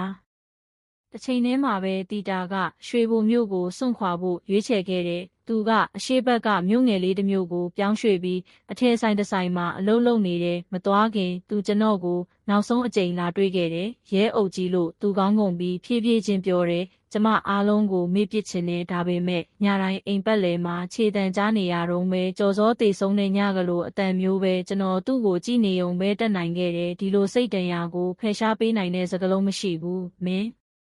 ဒီလောက်အထိခံနိုင်ရင်ရှိခဲ့တာတော်တော်တတိရှိတာပဲလို့ကျွန်တော်ဖြေလိုက်တယ်အချိန်ကအားလုံးကိုကူစားပေးပါစေသူခက်ပါပါပြုံးပြီးတခုခုကိုပေးခဲ့တယ်နှလုံးပုံစံဆွဲသီးငယ်လေးတစ်လုံးကျမအခန်းကူတင်အောင်မှာတွေးခဲ့တာကြော်စောရဲ့ဆွဲကြိုးကျမမြုပ်ပြီးပြီလို့သိကြတယ်ဒါပေမဲ့ဘလို့မှန်းမသိပြန်ပေါ်လာတယ်